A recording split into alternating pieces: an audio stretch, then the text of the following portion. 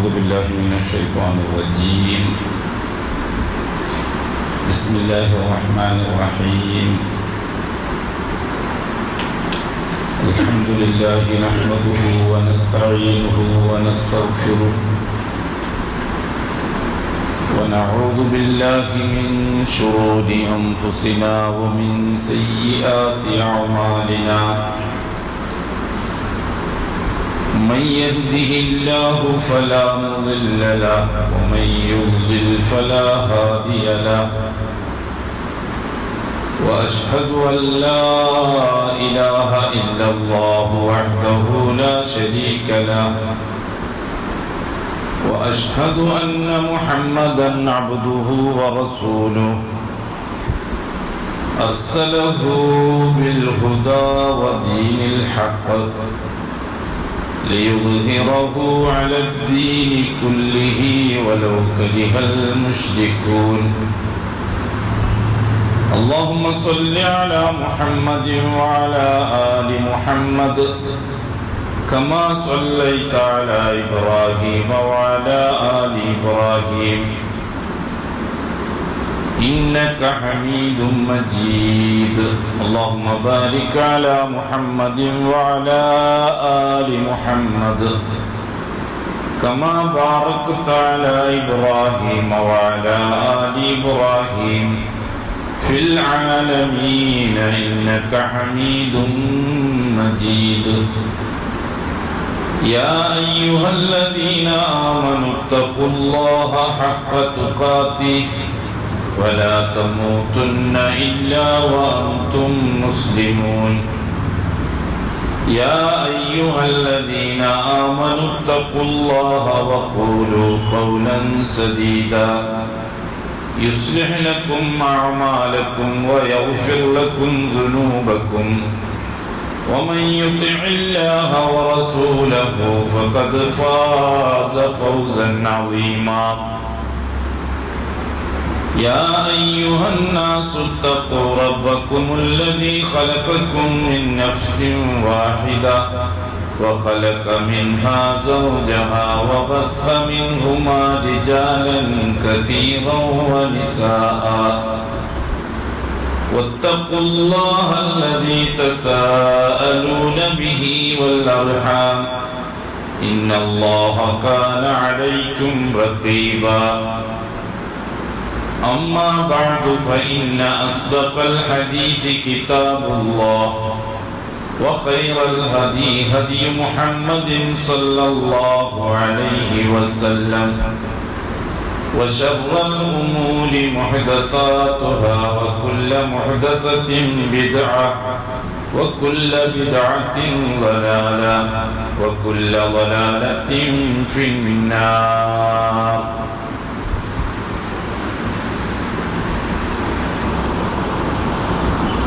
ബഹുമാനമുള്ള സഹോദരന്മാരെ സഹോദരിമാരെ,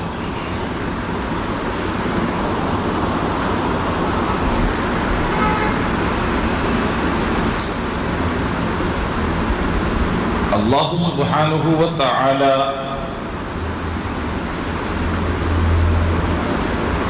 അവൻ മനുഷ്യരുടെ മേൽ നടപ്പിലാക്കാൻ ഉദ്ദേശിച്ച ദീനുൽ ഇസ്ലാമിനെ മനുഷ്യർക്ക് പരിചയപ്പെടുത്തി കൊടുക്കാനും പ്രവർത്തിച്ച് കാണിച്ചു കൊടുക്കാനും റസൂലുകളെ നിയോഗിക്കുകയുണ്ടായി.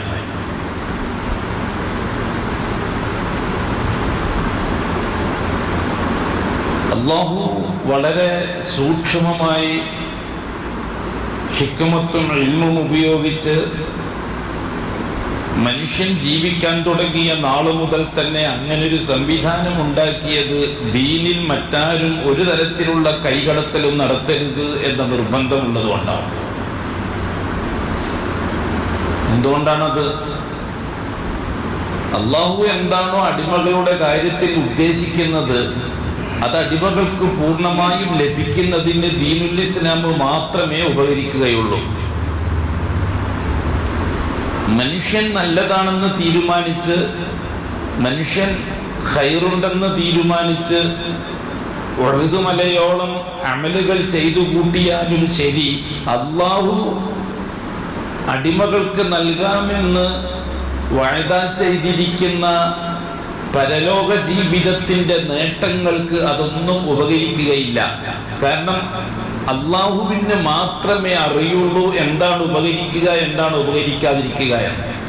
ഖൈറ് ശർറുകളെ പറ്റി നന്നായി അറിയുന്നവൻ അള്ളാഹുവാണ്. അടിമകളുടെ വിജയ പരാജയങ്ങളും അതിന്റെ കാരണങ്ങളെ സംബന്ധിച്ചും അറിയുന്നവൻ അള്ളാഹുവാണ്.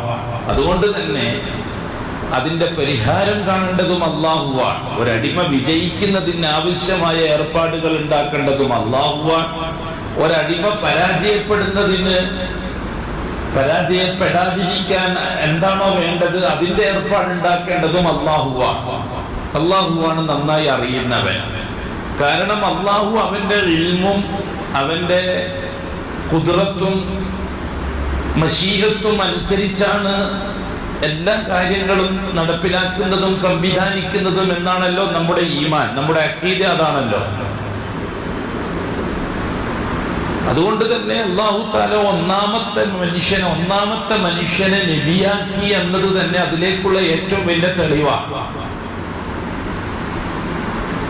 മനുഷ്യർ അവരുടെ ഇഷ്ടത്തിന് അല്ലാഹു തആല വിട്ടുകൊടുക്കുകയും അവരുടെ ബുദ്ധിക്കും അവരുടെ ചിന്തക്കും അവരുടെ തീരുമാനങ്ങൾക്കും മനുഷ്യൻ നല്ലതെന്ന് കൂടി തീരുമാനിച്ച് നല്ലതാക്കുകയും മനുഷ്യർ കൂടി തീരുമാനിച്ച് ഒരു കാര്യത്തെ ചീത്തയാക്കുകയും എന്നിട്ട് മനുഷ്യൻ അവന്റെ സാമർഥ്യം ഉപയോഗിച്ച് ഉണ്ടാക്കിയെടുക്കുന്ന സംവിധാനങ്ങളെ കൊണ്ട് അള്ളാഹു ഈമാനെ രക്ഷപ്പെടുത്തി കൊടുക്കുക എന്ന രീതി ആയിരുന്നുവെങ്കിൽ തുടക്കത്തിലുള്ള മനുഷ്യർ ആ രീതി സ്വീകരിച്ച് ജീവിക്കുകയും മധ്യകാലത്ത് എവിടെയോ മനുഷ്യൻ വഴി തെറ്റുമ്പോൾ അവനെ പിടിച്ച് നേരെയാക്കാൻ അള്ളാഹു നബിമാരെ അയക്കുക എന്നുള്ള രീതി സ്വീകരിക്കുമായിരുന്നു. അങ്ങനല്ലല്ലോ സംഭവിച്ചത്. ഇടക്കാലത്ത് മനുഷ്യൻ ചീത്തയാകുമ്പോൾ അവരെ നന്നാക്കാൻ പ്രവാചകന്മാരെ നിയോഗിക്കുക എന്നുള്ള രീതി അല്ല അള്ളാഹ് സ്വീകരിച്ചത്. ആദ്യത്തെ മനുഷ്യനെ തന്നെ അള്ളാഹ് നബിയാക്കുകയാണ്. എന്താണ് അതിലുള്ള ഹിക്മത്ത്? ആദ്യത്തെ മനുഷ്യനെ തന്നെ അള്ളാഹു നബിയാക്കുകയാണ്.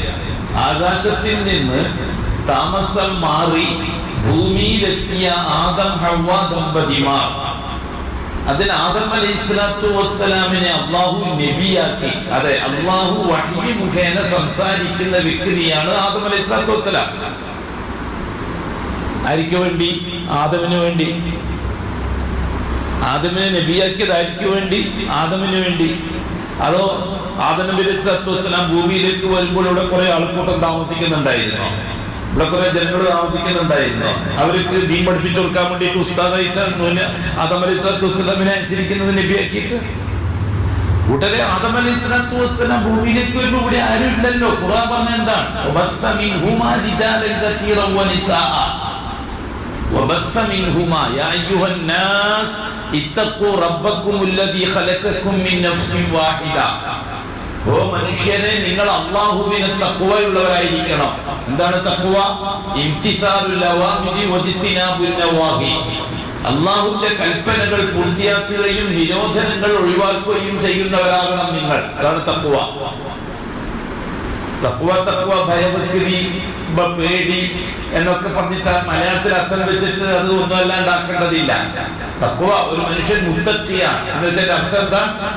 അയാൾ കൽപ്പനകൾ പൂർത്തിയാക്കുന്നവരും നിരോധനങ്ങളെ ഒഴിവാക്കുന്നവരും ആണ്. അതാണ് തഖ്വ. തഖ്വയുടെ പൂർത്തീകരണമാണ് അസ്സുഹ്ദു വൽ വറഅ്. തഖ്വയുടെ അടിസ്ഥാനം എന്താ? അൽ ഇംതിസാലു ബിൽ അവാമിർ വൽ ഇജ്തിനാബു ബിൻ നവാഹി.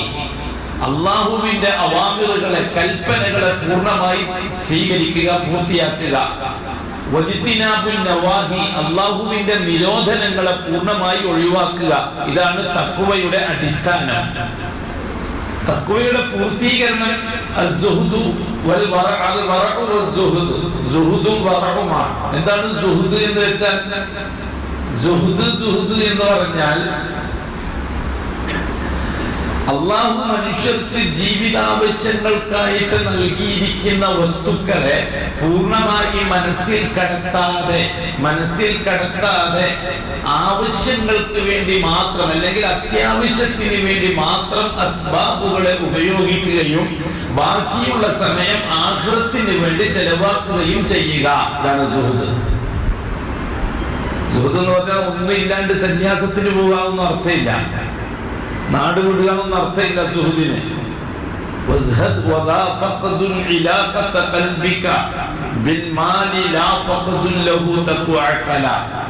എന്താണ് സുഹൃദ്?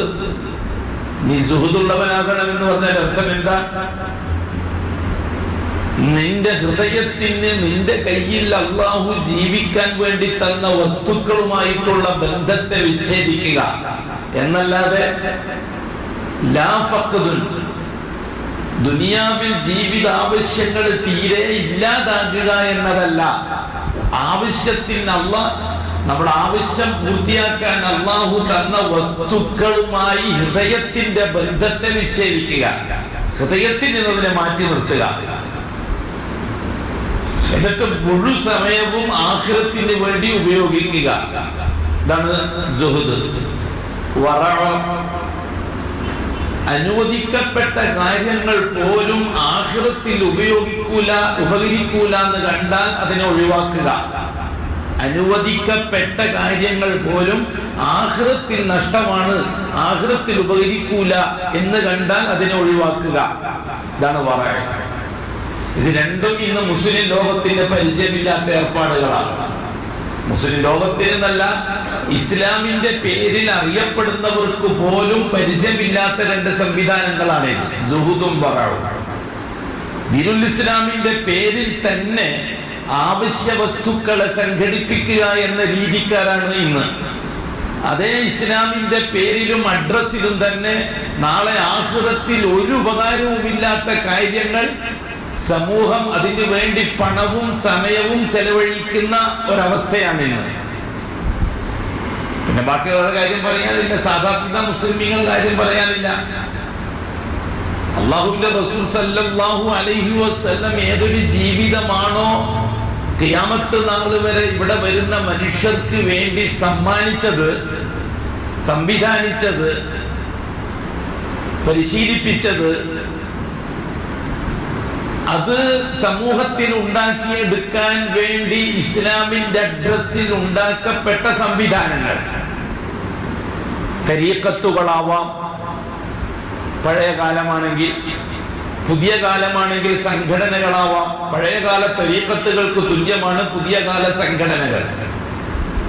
എന്താണ് തരീഖത്ത് എന്ന് പറഞ്ഞാൽ? ഒരാള് സമൂഹത്തിന്റെ ഉത്തരവാദിത്തം ഏറ്റെടുക്കുക, അയാളെ ശൈഖായി അനുയായികൾ ബൈഅത്ത് ചെയ്യുക. ബൈഅത്ത് ചെയ്തു കഴിഞ്ഞാൽ പിന്നെ ആ ശൈഖിന്റെ നിർദ്ദേശങ്ങൾ പൂർണ്ണമായും പാലിക്കാൻ ഈ മുരീദുകൾ ബാധ്യസ്ഥരാണ്. ക്രമേണ ശൈഖിന്റെ ശൈഖിയത്ത് പുരോഗതി പ്രാപിക്കും തോറും അയാൾ ശരീഅത്തിൽ കൈകടത്താൻ തുടങ്ങും. ആദ്യം അയാളുടെ സ്വന്തം ജീവിതത്തിൽ ശരീഅത്തിനെ കൈകടത്തും. എന്തിനാണത്? സമൂഹത്തിന്റെ മുമ്പിൽ, മുരീദുകളുടെ മുമ്പിൽ ഞാൻ നിങ്ങളെപ്പോലെയല്ല, ഞാനൊരു പ്രത്യേകക്കാരനാണ് എന്ന് വരുത്തി തീർക്കാൻ. ചില ഹറാമുകളെ അത് അയാൾ ഹലാലാക്കും, അതിനയാൾ വ്യാഖ്യാനം പറഞ്ഞു കൊടുക്കും. ഞാൻ നിങ്ങളെപ്പോലെയല്ല, ഞാൻ അള്ളാഹുമായി കൂടുതൽ അടുത്ത ആളാണ്. അള്ളാഹുമായി കൂടുതൽ അടുത്തു കഴിഞ്ഞാൽ അയാൾക്ക് പിന്നെ നിയമം ബാധകമല്ല. നിങ്ങളെപ്പോലെ ആൾക്കാർ നിയമം പൂർണ്ണമായി അനുസരിക്കണം, കാരണം അള്ളാഹുലേക്ക് കൂടുതൽ അടുക്കാത്തവരാണ് നിങ്ങൾ. ഈ രീതിയിൽ ചില ഹറാമുകൾ പിന്നെ അയാൾക്ക് ഹലാലാകാൻ തുടങ്ങും. അയാൾ മദ്യപിക്കാൻ തുടങ്ങും, ചിലപ്പോൾ സിന ചെയ്യുകയും ചെയ്യും, ചിലപ്പോൾ അവരന്റെ സമ്പത്ത് സ്വന്തമായി ഉപയോഗിക്കാനും തുടങ്ങും. അതിനൊക്കെ അയാൾ മുരീദുകൾക്ക് ന്യായം പറഞ്ഞു കൊടുക്കും. അയാൾക്ക് തെളിവും ഖുർആനും സുന്നത്തൊക്കെ തന്നെ ആയിരിക്കും തെളിവ്, പക്ഷെ അയാൾ അതിനെ ദുർവ്യാഖ്യാനിക്കും. ചുരുക്കത്തിൽ ഒരു വലിയ സമൂഹം അന്ധമായി ശൈഖിനെ ബൈഅത്ത് ചെയ്ത് അംഗീകരിച്ചനുസരിക്കുന്ന ഒരു സമൂഹം ഉണ്ടായി വരും. പിന്നെ ആ സമൂഹത്തിന് ഖുർആനോ സുന്നത്തോ അള്ളാഹുവോ അള്ളാന്റെ റസൂലോ ബാധകമായിരിക്കുകയില്ല. പൂർണ്ണമായും ശൈഖിനെ അംഗീകരിക്കാൻ അയാൾ ബാധ്യസ്ഥനായിരിക്കും. ബൈഅത്തിലൂടെ അങ്ങനെ ഒരു ബാധ്യത സമൂഹത്തിന്റെ മേൽ അടിച്ചേൽപ്പിക്കപ്പെടുകയും ചെയ്യും. ഇതായിരുന്നു പഴയ കാലഘട്ടങ്ങളിൽ ദീനുൽ ഇസ്ലാമിൽ നിന്ന് സമൂഹത്തെ അടർത്തിയെടുക്കാൻ ഇസ്ലാമിന്റെ ശത്രുക്കൾ ഉപയോഗിച്ച രീതി. അവർ ആത്മീയതക്ക് പരിവേഷം നൽകിക്കൊണ്ടായിരിക്കും ആവശ്യങ്ങളെയും അതേപോലെ തന്നെ മറ്റു കാര്യങ്ങളെയും ഉപയോഗപ്പെടുത്തുക. അവർ കൂടുതൽ സുഹൃദിനെ പറ്റിയും വറവിനെ പറ്റിയുമാണ് സംസാരിക്കുക. അവിടെ സുഹൃദ് എന്ന് പറഞ്ഞാൽ എന്താ? ഭാര്യ മക്കളെ ഉപേക്ഷിച്ച് ഷെയ്ഖിന്റെ പിന്നാലെ ഷെയ്ഖ് പറഞ്ഞിടത്തേക്ക് പോകുക. അവരുടെ വറവ് എന്ന് പറഞ്ഞാൽ എന്താ?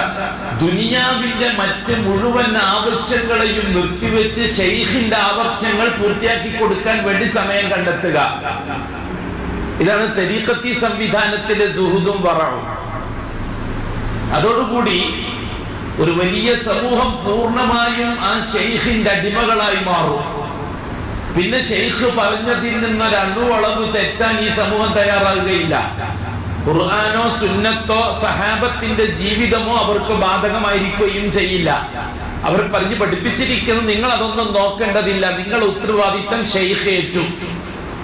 ഷെയ്ഖിനാണ് നിങ്ങളുടെ രക്ഷാശിക്ഷകളെ പറ്റി തീരുമാനിക്കാനുള്ള അവകാശമുള്ളത്. ഇങ്ങനെയാണ് നൂറുകണക്കിന് തരീഖത്തുകൾ ഭൂലോകത്ത് ഉണ്ടാക്കിയെടുത്തത്. ഇതിന്റെ പിറകിൽ ജൂതന്റെ ബുദ്ധി അതിസമർത്ഥമായി ഉപയോഗിച്ചിട്ടുണ്ട്. വർത്തമാന കാലഘട്ടത്തിൽ അങ്ങനെ ഒരു ഷെയ്ഖിനെ ആത്മീയമായി അന്ധമായി അംഗീകരിക്കുന്ന സമൂഹം ഇല്ലാതെ വന്നു. ഭൗതികമായി ടെക്നിക്കലായി പുരോഗതി പ്രാപിച്ചു, സാങ്കേതിക വിദ്യ ഉണ്ടാകാൻ തുടങ്ങി. അങ്ങനെ അന്ധമായി ഒരു ഷെയ്ഖ് പറഞ്ഞാൽ അനുസരിക്കുന്ന ക്വാളിറ്റി അല്ല ഇപ്പൊ മനുഷ്യർക്കുള്ളത്. അതിൽ നിന്ന് എത്രയോ മാറി മനുഷ്യൻ. അപ്പൊ പിന്നെ അതിന് പകരം സംവിധാനം എന്താണ് വേണ്ടത്? അങ്ങനെ പഴയകാല സൂഫി തരീഖത്തി മുരീദി ബൈഅത്തി സംവിധാനത്തിന് പകരമായി പിന്നീട് വന്ന സംവിധാനങ്ങളാണ് സംഘടനാ സിസ്റ്റം. അത് അറബിയിൽ ജംഇയ്യത്ത് എന്നാണ് പറയുക. ജംഇയ്യത്തിനെ ജമാഅത്താക്കി രൂപാന്തരപ്പെട്ടു. ആ ശേഷം ചെയ്തത് അതേ ജോലി തന്നെയാണ് ഇവരും ചെയ്തത്. ജമാഅത്ത് അലൈക്കും ബിൽ ജമാഅ, നിങ്ങൾ ജമാഅത്ത് നിർബന്ധമായും ജമാഅത്തിനെ ഉൾക്കൊള്ളുക, നിങ്ങൾ ഒരു സംഘമായിരിക്കുക. യദുല്ലാഹി അലൽ ജമാഅ, അല്ലാഹുവിന്റെ സഹായം സംഘത്തിന്റെ മേലാണ്. ഈ രീതിയിലുള്ള പ്രമാണങ്ങളെ വെച്ചുകൊണ്ട് ജംഇയ്യത്ത് ഉണ്ടാക്കാൻ വേണ്ടിയിട്ട് പ്രേരണകൾ. തരീഖത്തുകൾ തുർക്കി ഖിലാഫത്ത് പ്രസ്ഥാനം അവസാനിക്കുകയും തുർക്കിയിൽ ഖിലാഫത്ത് പ്രസ്ഥാനം അവസാനിക്കുകയും ജനാധിപത്യ സംവിധാനത്തിലേക്ക് യൂറോപ്പ് ഭൂലോകത്തിലെ രാഷ്ട്രീയ ചരിത്രത്തെ നീക്കുകയും ചെയ്തപ്പോൾ സ്വാഭാവികമായും സമൂഹത്തിന്റെ സാങ്കേതിക വിദ്യയിലും ഭൗതിക താല്പര്യങ്ങളും വേറെ വഴിക്ക് വർദ്ധിക്കുകയും ചെയ്തപ്പോൾ ഷെയ്ഖ് തരീഖത്തി സംവിധാനങ്ങൾക്ക് വിലയില്ലാതെയായി. നൂറ്റാണ്ടുകളോളം പഴക്കമുള്ള സംവിധാനങ്ങളാണ് തരീഖത്ത് ഷെയ്ഖ് സംവിധാനം. ഏതാണ്ട് ഒരു 15-16 നൂറ്റാണ്ട് വരെ വളരെ ശക്തമായി അതിൽ നിന്നാണ് ഷീയ്യത്ത് വളരെ ശക്തമായി ഊർജം സ്വീകരിച്ചത്. തസവ്വുഫും സൂഫിയത്തും സൂഫി ഷെയ്ഖുകളും മുരീദുകളും അങ്ങനെ ഒരു ബഹളം ലോകത്ത് അങ്ങോളം ഇങ്ങോളം ഉണ്ടായി. പേർഷ്യൻ സമൂഹമാണ് ഇതിന്റെ പിറകിൽ ഏറ്റവും ശക്തമായി പ്രവർത്തിച്ചത്. പേർഷ്യൻ സമൂഹത്തിന് ഒരിക്കലും അറബികളെ പോലെ അല്ലെങ്കിൽ ഇറാഖികളെ പോലെ അത്ര പെട്ടെന്ന് ദീനുൽ ഇസ്ലാമിനെ പൂർണ്ണമായി അതിന്റെ പ്രമാണങ്ങളെ ഉൾക്കൊണ്ട് മുന്നോട്ട് പോകാൻ കഴിയില്ല. കാരണം പേർഷ്യ മജൂസി സംസ്കാരമുള്ള രാജ്യമാണ്. റസൂലുള്ളാഹി സ്വല്ലല്ലാഹു അലൈഹി വസല്ലം റസൂലായിട്ട് വരുമ്പോൾ 2 ശക്തികളാണ്. ഒന്ന് മജൂസി ആധിപത്യമുള്ള പേർഷ്യൻ ശക്തികൾ. പേർഷ്യ മീൻസ് ഇറാൻ, ഇന്നത്തെ ഇറാൻ. പഴയ പേർഷ്യയാണ് ഇന്ന് ഇറാൻ എന്ന് നമ്മൾ പറയുന്നത്.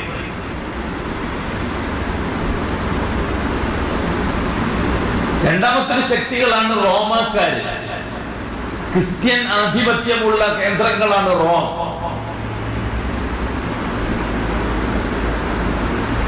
റോമക്കാര് കിതാബിന്റെ അഹ്ലുകാരിൽ പെട്ടവരാണ്. അതുകൊണ്ട് തന്നെ അവർക്ക് ദീനുൽ ഇസ്ലാം പറഞ്ഞാൽ പെട്ടെന്ന് മനസ്സിലാവും. റസൂലുള്ളാഹി സ്വല്ലല്ലാഹു അലൈഹി വസല്ലം തങ്ങളെയും അനുയായികളെയും റോമൻ ക്രിസ്ത്യാനി സഭകൾ സ്വീകരിച്ചതായിട്ട് നമുക്ക് കാണാൻ കഴിയും, ഇല്ലേ? മുഖൗക്കിസ് രാജാവ്, ഈജിപ്തിലെ മുഖൗക്കിസ് രാജാവ് റസൂലുള്ളാഹി സ്വല്ലല്ലാഹു അലൈഹി വസല്ലം തങ്ങളുടെ ദൂതന്മാരെ സ്വീകരിക്കുകയും വസുബഹനങ്ങൾക്ക് സമ്മാനം കൊടുത്തു വിടുകയും ചെയ്തിട്ടുണ്ട്. നജ്ജാശി രാജാവ് റസൂലുള്ളാഹി തങ്ങളെ സ്വീകരിച്ചിട്ടുണ്ട്, സഹബാക്കളെ. ചരിത്രം നമുക്കറിയാം. പേർഷ്യ അങ്ങനെയല്ല. ഇത് എന്തുകൊണ്ടാണ് അത് പെട്ടെന്ന് ഒരു കിതാബുകൾക്ക് കിതാബിനെ പറഞ്ഞാൽ പെട്ടെന്ന് മനസ്സിലാവും. അള്ളാഹുവിനെ, ജിബ്രീലിനെ, കിതാബുകളെ, ആഖിറത്തെ, ഹശ്റിനെ, അർശിനെ, കുർസിനെ, ഇതൊക്കെ പെട്ടെന്ന് ക്രിസ്ത്യാനികൾക്കും ജൂതന്മാർക്കും മനസ്സിലാവും. ജൂതന്മാർക്ക് നന്നായിട്ട് മനസ്സിലാവും. കാരണം ജൂതന്മാർക്കിടയിൽ പൗരോഹിത്യം അറിവുകളെ ഇല്ലാതാക്കിയിട്ടില്ല. പൗരോഹിത്യം വസ്തുക്കളെ സംഘടിപ്പിച്ച് ജീവിതത്തെ ആഡംബരപൂരിതമാക്കി തീർക്കുകയാണ് ചെയ്തത് ജൂത പണ്ഡിതന്മാർ. ക്രിസ്ത്യാനികൾ അങ്ങനെയല്ല ചെയ്തത്. ഇല്ലാത്ത കഥകൾ പറഞ്ഞ് സമൂഹത്തെ പാതിരിമാരുടെ കീഴിൽ കുംഭസാര സമൂഹമാക്കി മാറ്റിയെടുക്കുകയാണ് ചെയ്തത്. അതൊന്നും ജൂതന്മാർക്ക് നടക്കൂല. കുംഭസാര സിസ്റ്റം ഒന്നും ജൂതന്മാരെടുത്തില്ല. പൗരോഹിത്യത്തെ ജൂതന്മാര് ഈ രീതിയിൽ അംഗീകരിക്കുകയില്ല. ഇന്ന് മുസ്ലിമീങ്ങളിലുള്ള സൂഫി സംസ്കാരം പോലെ, ക്രിസ്ത്യാനികളിലുള്ള ഈ കുംഭസാര സംസ്കാരം പോലെ ഇതൊന്നും ജൂതന്മാർ സ്വീകരിക്കൂല. ജൂതന്മാര് മാധ്യാക്കളാണ്, എന്നുവെച്ചാല് ഒരു ഭൗതികവാദികളാണ്, ബുദ്ധിജീവികളാണ്. അത്ര പെട്ടെന്നൊന്നും ആത്മീയത അങ്ങ് കടത്തിവിടാൻ കഴിയില്ല ജൂതന്മാർക്കിടയിലേക്ക്. ജീവിക്കാൻ വേണ്ടി എന്ത് നെറുകേടും ചെയ്യുന്നവരാണ്. ക്രിസ്ത്യാനികൾ അങ്ങനെയല്ല. ക്രിസ്ത്യാനികൾ ഒരുപാട് ഗുണങ്ങളുണ്ട്. ക്രിസ്തീയ പുരോഹിതന്മാരിലും ഒരുപാട് ഗുണങ്ങളുണ്ട് ജൂതന്മാരിൽ ഇല്ലാത്ത. ഇവരെ പോലെ ഒന്നും ആയിരുന്നില്ല പേർഷ്യക്കാർ അഥവാ ഇറാനികൾ. പേർഷ്യൻ സമൂഹം മജൂസി സംസ്കാരമുള്ളവരാണ്. അതാണ് മജൂസികൾ തീരെ ആരാധിക്കുന്നവർ. എന്നുവെച്ചാൽ അല്ലാഹു സുബ്ഹാനഹു വ തആല അവന്റെ ഖുദ്റത്ത് പ്രകടിപ്പിക്കുന്നതിന് സൃഷ്ടിച്ചു വെച്ച സൃഷ്ടി സംവിധാനങ്ങളിൽ തന്നെ അള്ളാഹുവിനെ കണ്ടെത്തുന്നവർ. തീ കത്തിക്കുന്നതാണ്, പക്ഷെ അള്ളാഹുവിന്റെ സൃഷ്ടിയാണ് തീ. കത്തിക്കുന്ന അള്ളാഹുവാണ്. പക്ഷെ കത്തുക എന്ന സിഫത്ത് വെച്ചുകൊണ്ട് തീയിനെ ബഹുമാനിച്ചു മജൂസികൾ. സൂര്യനെ ആരാധിക്കുന്നവർ നേരം വെളുക്കുമ്പോൾ സൂര്യൻ ഉദിച്ചു വരുമ്പോൾ പ്രകാശം കിട്ടുന്നു. സൂര്യനെ ഉദിപ്പിക്കുന്നവൻ അല്ലാഹ്. വസഖറ ശംസ വൽ ഖമർ. ആ അള്ളാഹുവാണ് സൂര്യനെ പ്രകാശമുള്ളതാക്കി തീർക്കുന്നത്. സമയമെത്തുമ്പോൾ അള്ളാഹു അതിനോട് കൽപ്പിക്കും, നിന്റെ ഡ്യൂട്ടി തീർത്തുകളായെന്ന്. അന്ന് തീരും. പക്ഷേ ഏതൊരു അള്ളാഹുവാണോ സൂര്യനെ സൃഷ്ടിക്കുകയും അതിന് വെളിച്ചം നൽകുകയും ചെയ്തത്, ആ അള്ളാഹുവിനെ വിട്ട് വെളിച്ചം തരുന്നത് സൂര്യനാണല്ലോ എന്നും പറഞ്ഞ് സൂര്യനെ ആരാധിക്കാൻ തുടങ്ങിയവർ. അങ്ങനെയാണ് അള്ളാഹു അല്ലാത്ത മഅബൂദുകൾ ഉണ്ടായത്. ശക്തികളിലും വ്യക്തികളിലും വസ്തുക്കളിലും അള്ളാഹു അല്ലാത്ത മഅബൂദുകൾ ഉണ്ടായത് അങ്ങനെയാണ്. ഇപ്പൊ പേർഷ്യൻ സമൂഹം ഈ മജൂസി സംസ്കാരത്തിൽ വളർന്നു വന്നവരായതുകൊണ്ട് ദീനുൽ ഇസ്ലാം പേർഷ്യയിലേക്ക് കടന്നു ചെന്നു. ഉമർ റളിയല്ലാഹു തആല അൻഹുവിന്റെ കാലഘട്ടത്തിൽ പൂർണ്ണമായും പേർഷ്യ ഇസ്ലാമിക സമൂഹത്തിന് കീഴടങ്ങി. അഷ്റഫുൽ ഖൽഖിന്റെ വഫാത്തോടുകൂടി തന്നെ പേർഷ്യയിലെ മുസ്ലിമീങ്ങൾ അവരുടെ പഴയകാല സംസ്കാരത്തിലേക്ക് തിരിച്ചു പോകാൻ ഇവിടെ തുടങ്ങി. അതുകൊണ്ടാണ് അബ്ദുല്ലാഹി ഇബ്നു സബഈന്റെ തരീഖത്തി സംവിധാനം പേർഷ്യക്കാര് പെട്ടെന്ന് ഉൾക്കൊള്ളാൻ കാരണം. അള്ളാഹുവിന് പകരമാണ് മുഹമ്മദ് നബി എന്നും മുഹമ്മദ് നബിക്ക് പകരമാണ് അലി റളിയല്ലാഹു അൻഹു എന്നും ബാക്കിയുള്ളതെല്ലാം അലിയിലേക്ക് ചേരാനുള്ള മീഡിയകളാണെന്നും പറഞ്ഞപ്പോൾ പേർഷ്യക്കാർക്ക് അത് പെട്ടെന്ന് ഉൾക്കൊള്ളാൻ കഴിഞ്ഞു. പേർഷ്യയിൽ നിന്നാണ് ഷീയ്യത്ത് വടക്കേ ഇന്ത്യയിലേക്ക് വരുന്നത്. വടക്കേ ഇന്ത്യൻ ബറേൽവി സംസ്കാരം ഇറാനിയൻ ഷീഈ സംസ്കാരമാണ്. അതുകൊണ്ട് കേരളത്തിലുള്ളതിനേക്കാൾ കൂടുതൽ ബിദ്അത്ത് കടുകട്ടിയായി ശിർക്കിലും കുഫ്റിലും നേരത്തെ വന്നു ചേർന്ന സ്ഥലമാണ് വടക്കേ ഇന്ത്യ. അതിനെതിരായിട്ടാണ് ഷാ വലിയുല്ലാഹി ദഹ്ലവി, അതേപോലെ തന്നെ മുജദ്ദിദ് അൽ ഫസാനി, അഹ്മദ് സർഹിന്ദി, അതേപോലെ തന്നെ ഷാജഹാൻ ചക്രവർത്തിന്റെ കാലത്തുള്ള മുല്ലാജി, ഇവരൊക്കെ ഈ ബറേൽവി ബിദ്അത്തി ശിർക്കി കുഫ്രി സംവിധാനത്തിനെതിരായിട്ട് പടപൊരുതിയവരാണ്. അങ്ങനൊരു ചരിത്രം വടക്കേ ഇന്ത്യക്കുണ്ട്. കേരളത്തിനേക്കാൾ ഇസ്ലാമിക സമൂഹത്തിന്റെ നവോത്ഥാനത്തിന് പരിശ്രമിച്ച ചരിത്രം വടക്കേ ഇന്ത്യക്കാണ് കേരളത്തിനേക്കാൾ. കേരളം ഇറാന് യമനിൽ നിന്ന് വന്ന ശീയത്തിന്റെ ഭാഗമാണ്. അങ്ങനെ കേരളം മരവിച്ച് കിടക്കുകയായിരുന്നു. നമ്മൾ പറയും കേരളമാണ് ഭയങ്കര ഉഷാറ് എന്നൊക്കെ, നമുക്ക് ചരിത്രം അറിയാത്തത് കൊണ്ടാണ്. ലോകത്ത് വെച്ച് ദീനുൽ ഇസ്ലാമിന് പാരമ്പര്യമില്ലാത്ത നാടാണ് കേരളം. ലോകത്ത് വെച്ച് ഇന്നും നിങ്ങൾക്ക് ഒരു തരത്തിൽ അംഗീകരിച്ചു തരാൻ കഴിയില്ല. കാരണം ഇസ്ലാമിന്റെ പേരിൽ 1,900 സംഘടനകൾ ഉള്ളത് കേരളത്തിലാണ്. 10,000-കണക്കിന് മദ്രസകളുള്ളത് കേരളത്തിലാണ്. 10,000-കണക്കിന് പള്ളികളുള്ളത് കേരളത്തിലാണ്. 1000-ഓളം അറബി കോളേജുകൾ ഉള്ളത് കേരളത്തിലാണ്. പിന്നെന്താ ദീനുൽ ഇസ്ലാമിന് ഇവിടെ വേരുകളില്ലാതെ പോയത് എന്ന് നിങ്ങൾ ചിന്തിക്കുന്നുണ്ടാകാം. അത് ചരിത്രം കൃത്യമായിട്ട് അറിയാത്തത് കൊണ്ടാണ്. നാം പലപ്പോഴും ആ ചരിത്രം സമൂഹത്തോട് പറഞ്ഞിട്ടുണ്ട്. അഹ്ലുസ് സുന്നത്തി വൽ ജമാഅത്തിന് ഒരു പാരമ്പര്യവും ഇല്ലാത്ത രാജ്യമാണ് കേരളം. മാലിക്കുദ്ദീൻ റഹ്മഹുല്ലാ ഇസ്ലാമുമായിട്ട് കേരളത്തിലേക്ക് വന്നു എന്നത് ചരിത്രരേഖ. ഹിജ്റ 5-ലാണെന്ന് പറയുന്നു. പ്രാമാണിക ഗ്രന്ഥങ്ങളിലൊന്നും അങ്ങനെ ഒരു രേഖ കണ്ടെത്താൻ കഴിയില്ല കൃത്യമായി 5-ലാണ് വന്നത് എന്നതിലൊന്നും.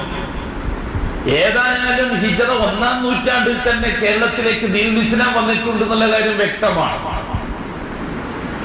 കേരളത്തിലേക്ക് ദീനുൽ ഇസ്ലാം മാലിക്കുദ്ദീനാറിന്റെ അല്ലെങ്കിൽ ചേരമാൻ പെരുമാളിന്റെ കാലഘട്ടത്തിൽ വരികയും കൊടുങ്ങല്ലൂര് തൊട്ട് മംഗലാപുരം വരെയുള്ള ആ സംഘത്തിന്റെ യാത്രക്കിടയിൽ ഒട്ടനവധി പേര് ഹിന്ദു മതത്തിൽ നിന്ന് അഥവാ ഈഴവ മതത്തിൽ നിന്നും മറ്റും ഇസ്ലാമിലേക്ക് മതം മാറി വരികയുണ്ടായി. അതാണ് ദീനുൽ ഇസ്ലാമിന്റെ കേരളത്തിലെ ആദ്യത്തെ തുടക്കം. ഈ മതം മാറി വന്നവർ അന്ന് അവരുടെ ഗുരുനാഥന്മാരായി ഉണ്ടായവരിൽ നിന്ന് പ്രാഥമിക അറിവുകൾ നേടി. ഇസ്ലാമിനെ പറ്റിയുള്ള അറിവ്, ഒന്നാമതായി ഇസ്ലാമാണ്, രണ്ടാമത്തത് ഈമാൻ, മൂന്നാമത്തത് ഇഹ്സാൻ. അത്രയൊന്നും സമയം അവരോട് ജീവിച്ചിരുന്നിട്ടില്ല. അവർ കൊടുങ്ങല്ലൂരിൽ തന്നെ താമസിച്ച് പാരമ്പര്യക്കാരുണ്ടാക്കി എടുത്തിട്ടുമില്ല. അവരവിടുന്ന് യാത്ര തിരിക്കുകയാണ്. കൊടുങ്ങല്ലൂര് വന്നു. അവിടുത്തെ ഈഴവന്മാരിൽ നിന്ന് കുറച്ച് ആൾക്കാർ ഇസ്ലാമിലേക്ക് വന്നു. ചേരമാൻ പെരുമാളിന്റെ സംഘത്തിന്, കുടുംബത്തിന് അവരോട് വലിയ താല്പര്യമുണ്ടായി. ചരിത്രമൊക്കെ നമുക്കറിയാം. ആ താല്പര്യം അനുസരിച്ച് പള്ളി ഉണ്ടാക്കാനും ഖബർസ്ഥാൻ ഉണ്ടാക്കാനും പെരുന്നാൾ സംസ്കരിക്കാനും ഒക്കെ സ്ഥലം അനുവദിച്ചു കൊടുത്തു. രാജകൊട്ടാരത്തിൽ നിന്ന് സംഖ്യയും കൊടുത്തു അവർക്ക് ആവശ്യമുള്ള സൗകര്യങ്ങൾ ചെയ്യാൻ. അങ്ങനെ ഇസ്ലാമിന്റെ പ്രാഥമിക കാര്യമായ അർക്കാനുൽ ഇസ്ലാം അവർക്ക് പഠിപ്പിച്ചു. എന്താണത്? ഒന്ന്, തശ്ഹദ അല്ലാ ഇലാഹ ഇല്ലല്ലാഹു വ അന്ന മുഹമ്മദർ റസൂലുള്ളാഹ്. ലാ ഇലാഹ ഇല്ലല്ലാഹു എന്ന കലിമക്ക് ഷഹാദത്ത് കൊടുക്കുക, മുഹമ്മദുർ റസൂലുള്ളാഹി എന്ന കലിമക്ക് ഷഹാദത്ത് കൊടുക്കുക. അത് അവര് കൊടുങ്ങല്ലൂരിൽ വെച്ച ചെറു സംഘത്തെ പഠിപ്പിച്ചു. എന്താണ് ലാ ഇലാഹ ഇല്ലല്ലാഹ്? വിശദമായി പഠിപ്പിക്കാൻ നൂറ്റാണ്ടുകളോളം ആരും ജീവിച്ചിട്ടൊന്നുമില്ല. പ്രാഥമികമായി ലാ ഇലാഹ ഇല്ലല്ലാഹ് ചൊല്ലാൻ പഠിപ്പിച്ചു, മുഹമ്മദുർ റസൂലുള്ളാഹി ചൊല്ലാൻ പഠിപ്പിച്ചു. ലാ ഇലാഹ ഇല്ലല്ലാഹ് ചൊല്ലിയപ്പോൾ അമ്പലത്തിൽ പോക്ക് നിർത്തി, മുഹമ്മദുർ റസൂലുള്ളാഹി ചൊല്ലിയപ്പോൾ സാമിരത്ത് പോക്ക് നിർത്തി. അപ്പൊ അവര് മുസ്ലിമായി. പ്രാഥമിക മുസ്ലിമികൾ, പ്രഥമ മുസ്ലിമികൾ അവരാണ്. രണ്ടാമത്തെ അവരെ നിസ്കരിപ്പിക്കാൻ ശീലിപ്പിച്ചു. നിസ്കാരം നിലനിർത്തുക, ഇസ്ലാമിന്റെ രണ്ടാമത്തെ കാര്യം. മൂന്നാമത്തെ കാര്യം സക്കാത്താണ്. നാലാമത്തെ കാര്യം നോമ്പാണ്. സക്കാത്ത് അവരെ പരിശീലിപ്പിക്കാൻ സംവിധാനങ്ങളില്ല. അവർ മുഴുവനും രാജാക്കന്മാരുടെയും നായർ നമ്പൂതിരിമാരുടെയും അടിമകളായിരുന്നു. അവർ ഇസ്ലാമിലേക്ക് വന്നപ്പോൾ അവർ സാമ്പത്തിക ശേഷിയുള്ളവരല്ല, അവർ അടിമപ്പണിയെടുത്ത് ജീവിക്കുന്നവരാണ്. അവർ തൊഴിലാളികളാണ്. പ്രത്യേകിച്ച് ചരിത്രം അറിയാലോ. കേരളത്തിലെ ഈഴവ സമൂഹത്തിന്റെ ഒക്കെ പൗരാണിക ചരിത്രം നമുക്ക് നന്നായിട്ട് അറിയാമല്ലോ. അവരൊക്കെ അടിമപ്പണി എടുത്തിട്ട് നായന്മാർക്കും നമ്പൂതിരിമാർക്കും ജോലി ചെയ്തിട്ട് ജീവിക്കുന്ന തൊഴിലാളികളും അന്നന്നത്തെ കഞ്ഞി പിന്നെ ഇല്ലെത്തി എന്നിട്ട് കുടിച്ച് ജീവിക്കുന്നവരാണ്. അവർക്കെന്ത് സക്കാത്ത്? അവർക്ക് സക്കാത്തിനെ പറ്റിയുള്ള ചർച്ചയുടെ ആവശ്യമുണ്ട്. സക്കാത്ത് കൊടുക്കാൻ ആരെങ്കിലും ഒന്ന് വേണ്ടേ? അതേസമയത്ത് നോമ്പിനെ സംബന്ധിച്ച് അവർക്ക് പഠിപ്പിച്ചു കൊടുത്തവർ നോമ്പ് നോക്കുന്നവരായി. നോമ്പ് എല്ലാവർക്കും സാധിക്കുന്ന ജോലിയാണ്, ആരോഗ്യമുള്ള എല്ലാവർക്കും സാധിക്കുന്ന ജോലിയാണ്. ഇതിന്റെ നിയമങ്ങൾ പഠിപ്പിച്ചു. ഹജ്ജിനെ സംബന്ധിച്ച് പഠിപ്പിക്കേണ്ട ആവശ്യമില്ല. ഹജ്ജിന് പോകാൻ പാകത്തിലുള്ള ആരുമില്ല. പക്ഷെ ഇങ്ങനൊരു ഹജ്ജുണ്ട്, ഇങ്ങനൊരു നോമ്പുണ്ട്, ഇങ്ങനെ സക്കാത്തുണ്ട്, ഇങ്ങനെ നിസ്കാരമുണ്ട്. ഇതവർക്ക് പഠിപ്പിച്ചു കൊടുത്തു. അവർക്ക് പ്രാവർത്തികമാക്കാൻ പരിശീലനം രണ്ട് കാര്യത്തിൽ കൊടുത്തു, നിസ്കാരത്തിലും നോമ്പിനും. സക്കാത്തിനും ഹജ്ജിനും പ്രാക്ടിക്കൽ ചെയ്യാൻ പറ്റിയ സംവിധാനങ്ങളില്ല. എപ്പോഴാ കൂട്ടരെ കേരളക്കാർ സക്കാത്ത് കൊടുക്കാൻ തുടങ്ങിയത്? എപ്പോഴാ കേരളക്കാർ ഹജ്ജിന് പോകാൻ തുടങ്ങിയത്? കേരളത്തിലെ മുസ്ലിംകൾ സക്കാത്ത് കൊടുക്കാൻ തുടങ്ങിയത് ഇപ്പൊ ചരിത്രം പരിശോധിച്ച് നോക്കരുതോ? ഇന്നലെ കണ്ടുള്ള ചരിത്രം പരിശോധിച്ച് നോക്കിയാൽ മനസ്സിലാവുമല്ലോ അത്. അതേപോലെ തന്നെ ഹജ്ജിന് പോകാൻ തുടങ്ങിയത് എപ്പോഴാണ്? 1435 കൊല്ലത്തെ പാരമ്പര്യമില്ലേ കേരളത്തിലെ മുസ്ലിമീങ്ങൾക്ക്? നമ്മൾ ചരിത്രം പറഞ്ഞിട്ട് ചരിത്രത്തിന്റെ അടിസ്ഥാനത്തിൽ 1435 കൊല്ലം പാരമ്പര്യമുള്ള മുസ്ലിമീങ്ങൾ ഇപ്പോഴും കേരളത്തിൽ ഇന്നത്തെ ഈ അവസ്ഥയാണ് തുടരുന്നതെങ്കിൽ മുമ്പത്തെ അവസ്ഥ എന്തായിരിക്കും? അത് ചിന്തിക്കാത്തത്. അവർ അവിടുന്ന് ഈ പ്രാഥമിക കാര്യങ്ങൾ പഠിപ്പിച്ചു കൊടുത്ത് അവരവിടുന്ന് വിട്ടു. അവരവിടുന്ന് വിട്ടിട്ട് പിന്നെ വന്നത് ഇവിടത്തേക്കാണ്, കോഴിക്കോട് കാപ്പാട്ടേക്കാണ്. കോഴിക്കോട്, കൊല്ലം, കാപ്പാട്. അവിടുന്ന് പിന്നെ അവർ നേരെ വന്നത് മാട്ടൂർ, പഴയങ്ങാടി, അതേപോലെ തന്നെ ശ്രീകണ്ഠപുരം, പഴയങ്ങാടി 2 ബാച്ചായിട്ട് അങ്ങോട്ടും ഇങ്ങോട്ടും പോയി. പിന്നെ അവർ നേരെ പോയത് കാസർഗോഡേക്കാണ്, നിങ്ങളുടെ നാട്ടിലേക്കാണ്. കാസർഗോഡ് നിന്ന് പിന്നെ സംഘം പോയത് മംഗലാപുരത്തേക്കാണ്. അപ്പോഴേക്കും ചിലര് മരിച്ചു, ചിലര് തിരിച്ചുപോയി. അപ്പോൾ എന്താണ് ഇപ്പം ബാക്കിയായിട്ട് ഇസ്ലാമിന്റെ പേരിൽ ഈമാനെ സംബന്ധിച്ച് ചർച്ചകൾ വല്ലതും നടന്നോ? അള്ളാഹുവിനുള്ള ഈമാൻ, ഈമാൻ ബില്ലയെ പറ്റി ഗഹനമായ ചരിത്രങ്ങളും പഠനങ്ങളും വല്ലതും നടന്നോ? മലായിക്കത്തിനെ സംബന്ധിച്ചുള്ള ചർച്ചകൾ നടന്നോ? അതേപോലെ തന്നെ അള്ളാഹുവിന്റെ ഖദർ ഖലാഇനെ സംബന്ധിച്ചുള്ള തീവ്രമായ ചർച്ചകൾ നടന്നോ? അതൊക്കെ അവർക്ക് സാമാന്യമായ രീതിയിൽ പ്രഥമമായി അതായത് ഇന്ന് മുസ്ലിമീങ്ങൾക്കിടയിലുള്ള അത്ര ഇൽമ്, അത്രയല്ലേ ഉള്ളൂ. ഇന്ന് മുസ്ലിങ്ങൾക്ക് അത്രയല്ലേ ഉള്ളൂ. ഭൂരിപക്ഷം വരുന്ന മുസ്ലിമീങ്ങൾക്ക് അത്രയല്ലേ ഉള്ളൂ. കർമ്മപരമായിട്ട് നിസ്കാരം, നോമ്പ്, സക്കാത്ത്, ഹജ്ജ് മുതലായതിന്റെ നിയമങ്ങളും മസലകളും അറിയാം. ആദർശപരമായി ലാ ഇലാഹ ഇല്ലല്ലാഹ് ചൊല്ലാൻ അറിയാം, മുഹമ്മദുർ റസൂലുള്ളാഹിക്ക് സലാത്തും ചൊല്ലാൻ അറിയാം. പിന്നെ നിസ്കരിക്കാനും അറിയാം, നോമ്പ് നോക്കാനും അറിയാം, ഇപ്പൊ സക്കാത്ത് കൊടുക്കാനും അറിയാം, ഹജ്ജ് ചെയ്യാനും അറിയാം. ഇപ്പോഴും ഇസ്ലാമിന്റെ 5 കാര്യം പൂർത്തിയായി വരുന്നല്ലേ ഉള്ളൂ. കേരളത്തിൽ ഈമാൻ തുടങ്ങുന്നല്ലേ ഉള്ളൂ. 100 കൊല്ലത്തിന് ഇപ്പുറത്തല്ലേ അൽ ഈമാനു ബില്ലാ ചർച്ച ചെയ്യാൻ തുടങ്ങിയത്. എന്താ ചരിത്രം പഠിക്കാത്തത്? ഭൂരിപക്ഷം നോക്കിയിട്ട് നമ്മൾ ശ്വാസം മുട്ടിപ്പോവുകയും ചെയ്യണ്ട. ഭയങ്കരമായ ഉലമാക്കൾ, ഭയങ്കരമായ ഷെയ്ഖുകൾ, ഭയങ്കരമായ തങ്ങന്മാര്, ഭയങ്കരമായ ഖോജാക്കള്, ഭയങ്കരമായ പള്ളി, ഭയങ്കരമായ മദ്രസ, ഭയങ്കരമായ ജാറും, ഭയങ്കരമായ മഹല്ലി ജമാഅത്ത്, അറബി കോളേജ്, അറബി മദ്രസ, കാവിയാര് വേറെ, കുത്തുബ് വേറെ, ഹൗസ് വേറെ, അബ്ദാല് വേറെ, കിതാബ് വേറെ, അങ്ങനെ ഭയങ്കരമായ ബഹളം. Zero, complete zero. ഇസ്ലാമിന്റെ 5 കാര്യത്തിന്റെ അപ്പുറത്ത് ഒരു സംവിധാനവും ഈ പറയുന്നിടത്തൊന്നും കാണാൻ സാധിക്കോ? നിങ്ങൾ വളരെ കൃത്യമായിട്ട് ഞാൻ നിങ്ങളോട് ചോദിക്കട്ടെ, ഇസ്ലാമിന്റെ ഒന്നാമത്തെ ഘടകമായ അൽ മർത്തബത്തുൽ ഊല അൽ ഇസ്ലാം, അസ്സാനി അൽ ഈമാൻ, അസ്സാലിസ അൽ ഇഹ്സാൻ. ഇസ്ലാമിന്റെ ഒന്നാമത്തെ കാര്യമായ 5 കാര്യങ്ങളല്ലാതെ അതിന്റെ അപ്പുറത്ത് എന്തെങ്കിലും വിഷയം ഇന്ന് കേരളത്തിൽ എവിടെയെങ്കിലും ഏതെങ്കിലും അറബിക് കോളേജിൽ ചർച്ച ചെയ്യുന്നുണ്ടോ? ആയിരക്കണക്കിന് കോളേജുകളില്ലേ? ദീനുൽ ഇസ്ലാമിന്റെ ഒന്നാമത്തെ കാര്യമായ ഷഹാദയെ എണ്ണാൻ ഉപയോഗിക്കുകയും പിന്നെ നിസ്കാരം, നോമ്പ്, സക്കാത്ത്, ഹജ്ജ് 4 കാര്യങ്ങളെ സംബന്ധിച്ചുള്ള നിയമങ്ങൾ പഠിപ്പിക്കുകയും ചെയ്യുന്നതല്ലാത്തൊരു മദ്രസ കാണിച്ചു തരാൻ കഴിയോ? ഒരു അറബി കോളേജിൽ നിങ്ങൾക്ക് കാണിച്ചു തരാൻ കഴിയോ? 14 കൊല്ലം 10 കൊല്ലം ഒരു അറബിക് കോളേജിൽ ഒരാൾ പഠിച്ചിട്ട് പാസ്സായി ഖാസിമിയോ ബാക്കവിയോ അല്ലെങ്കിൽ ദാരിമിയോ അല്ലെങ്കിൽ അതുപോലെ പിന്നെ എന്താണ് സക്കാഫിയോ എന്തോ ആട്ടെ, 10 കൊല്ലം പഠിച്ചു വരുന്നവർ എന്താണ് പഠിച്ചു വരുന്നത്? ഇസ്ലാമിന്റെ 5 കാര്യങ്ങൾ. അതിൽ ഒന്നാമത്തെ കാര്യമായ ഷഹാദത്തു അല്ലാ ഇലാഹ ഇല്ലല്ലാഹു അന്നഹു റസൂലുള്ളാഹ് ചൊല്ലാനും അറിയാം. 2ാമത്തെ കാര്യം മുതൽ അങ്ങോട്ട് ഹജ്ജ് വരെയുള്ളത് ചെയ്യാനും അറിയാം. ഇതാണ് ഇപ്പോഴും ഇസ്ലാമിന്റെ പേരിൽ ഇന്ന് കേരളത്തിൽ നടന്നുകൊണ്ടിരിക്കുന്ന പഠനങ്ങൾ. ഇന്നും 98% വരുന്ന മുസ്ലിമീങ്ങൾ തിരുവനന്തപുരം തൊട്ട് മംഗലാപുരം വരെ നിങ്ങളൊരു സർവേ നടത്തിയാൽ നിങ്ങൾക്ക് കാണാൻ സാധിക്കുന്ന രീതി ഇതാണ്. അതായത് മാലിക്കുദ്ദീനാർ അന്ന് എന്താണോ തുടങ്ങി വെച്ചത് അവിടെ തന്നെയാണ് ഇപ്പോഴും ഉള്ളത്. 1435 കൊല്ലം കഴിഞ്ഞിട്ടും 100 കൊല്ലത്തിന് ഇപ്പുറത്തല്ലേ ഈമാനെ സംബന്ധിച്ച് സാധാരണക്കാർ ചർച്ച ചെയ്യാൻ തുടങ്ങിയത്? ലാ ഇലാഹ ഇല്ലല്ലാഹയെ സംബന്ധിച്ച്, അള്ളാഹുവിന്റെ വഹദാനിയത്തിനെ സംബന്ധിച്ച് ചർച്ച ചെയ്യാൻ തുടങ്ങിയത്, മുഹമ്മദ് നബിന്റെ റിസാലത്തിനെ പറ്റി ചർച്ച ചെയ്യാൻ തുടങ്ങിയത്, അള്ളാഹുവിന്റെ ഖദർ ഖലാഇകളെ പറ്റി ചർച്ച ചെയ്യാൻ തുടങ്ങിയത്, അള്ളാഹുവിന്റെ കിതാബുകളുടെ പ്രാമാണികതയെ പറ്റി ചർച്ച ചെയ്യാൻ തുടങ്ങിയത്. അല്ല സുഹൃത്തുക്കളെ, സഹോദരന്മാരെ, ഈ അടുത്ത കാലം വരെയും ഖുർആൻ എന്ന് പറഞ്ഞാൽ മരിച്ചിട്ട് ഓതാനുള്ള ഒരു ഗ്രന്ഥം മാത്രമല്ലേ? ഖുർആൻ എന്ന് പറഞ്ഞാൽ അങ്ങാടിയിൽ ചർച്ച ചെയ്യപ്പെടേണ്ട ഖുർആൻ കബറും പുറത്തെത്തിയത് എപ്പോഴാണ്? അങ്ങാടിയിൽ ചർച്ച ചെയ്യേണ്ടതല്ലേ ഖുർആൻ? അത് കബറും പുറത്ത് ചർച്ച ചെയ്യുന്ന രീതിയായി മാറിയില്ലേ? ജീവിച്ചിരിക്കുന്നവരോട് പറയാനുള്ളതല്ലേ ഖുർആൻ? അത് മരിച്ചവരെടുത്ത് പോകുന്ന രീതിയാക്കിയത് എപ്പോഴാണ്? അതാണ് പാരമ്പര്യം, കേരളത്തിന്റെ അതാണ് പാരമ്പര്യം. ഈ രീതിയിൽ കേരളക്കരയിൽ മാലിക്കുദ്ദീനാറും സംഘവും വന്നു പോയി. കൊടുങ്ങല്ലൂര് തൊട്ട് മംഗലാപുരം വരെ ട്രാവൻകൂർ ഭാഗത്ത് രവിപുത്ര സമൂഹം ഇസ്ലാമിലേക്ക് വന്ന റാവുത്തർമാരായി. അവരും ഈ പറഞ്ഞ പോലെ ദീനുൽ ഇസ്ലാമിലേക്ക് വന്നത് അടിസ്ഥാന പ്രമാണങ്ങളിലൂടെയാണോ? ഇവിടെ സൂഫി ശൈഖുകളെന്നും പറഞ്ഞിട്ട് കുറെ ആൾക്കാർ ഇങ്ങനെ പൊക്കി നടക്കുന്നുണ്ടല്ലോ.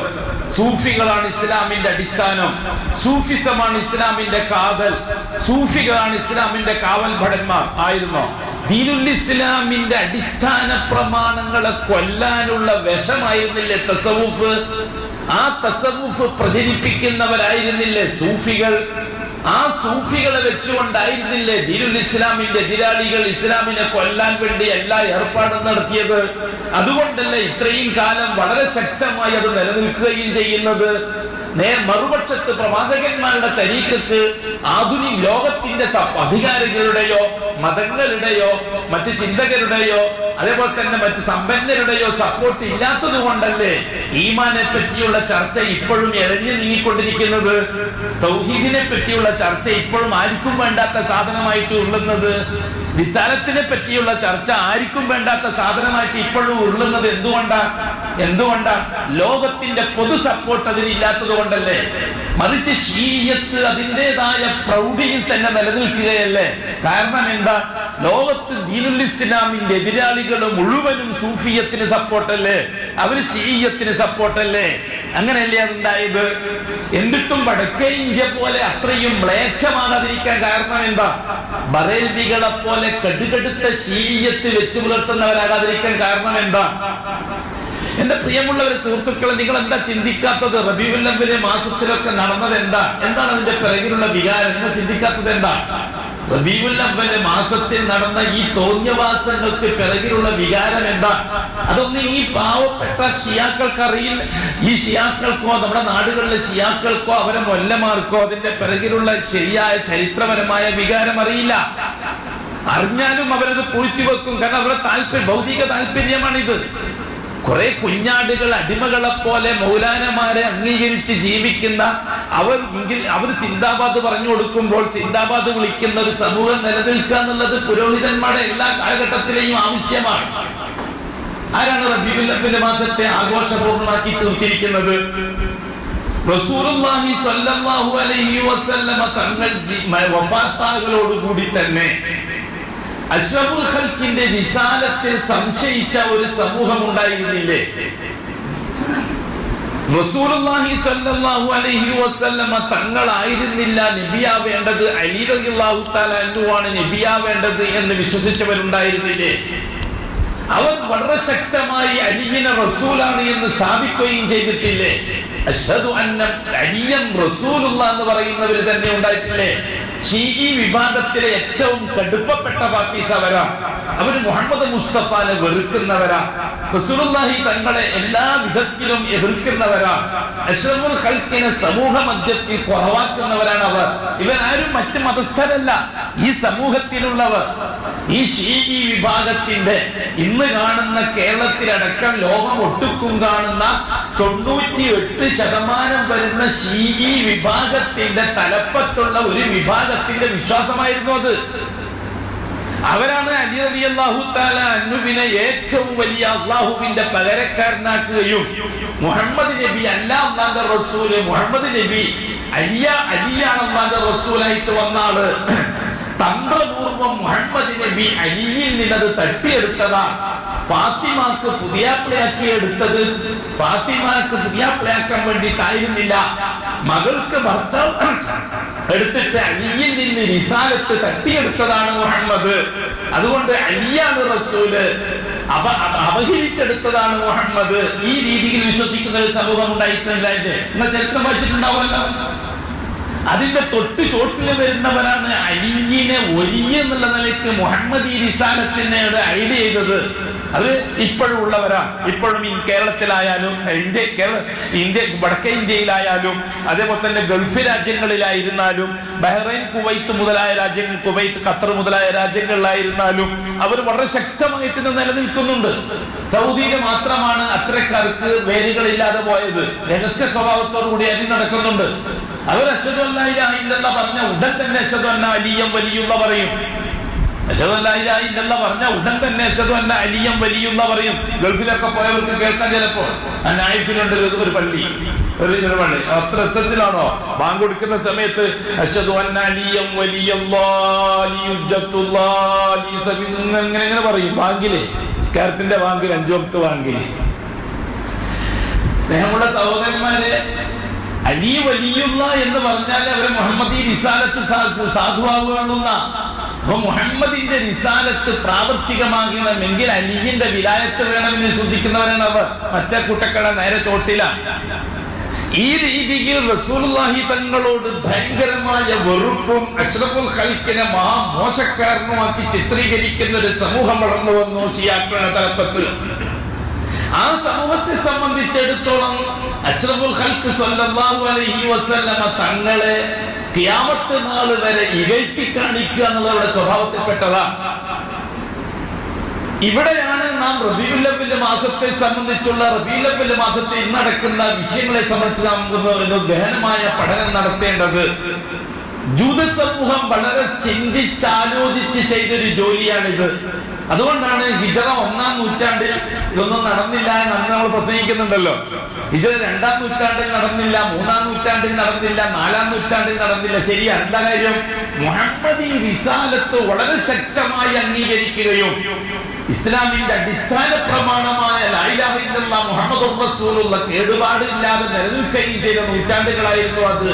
അതുകൊണ്ടാണ് നടക്കാതിരുന്നത്. കാരണം എന്താ? ഇവരുടെ ആവശ്യം നടപ്പിലാക്കാൻ അവർക്ക് അന്ന് കഴിയില്ല. എന്താണ് ഇവരുടെ ആവശ്യം? അതാണ് മുളഫർ രാജാവ് തുടങ്ങിക്കൊടുത്തത്.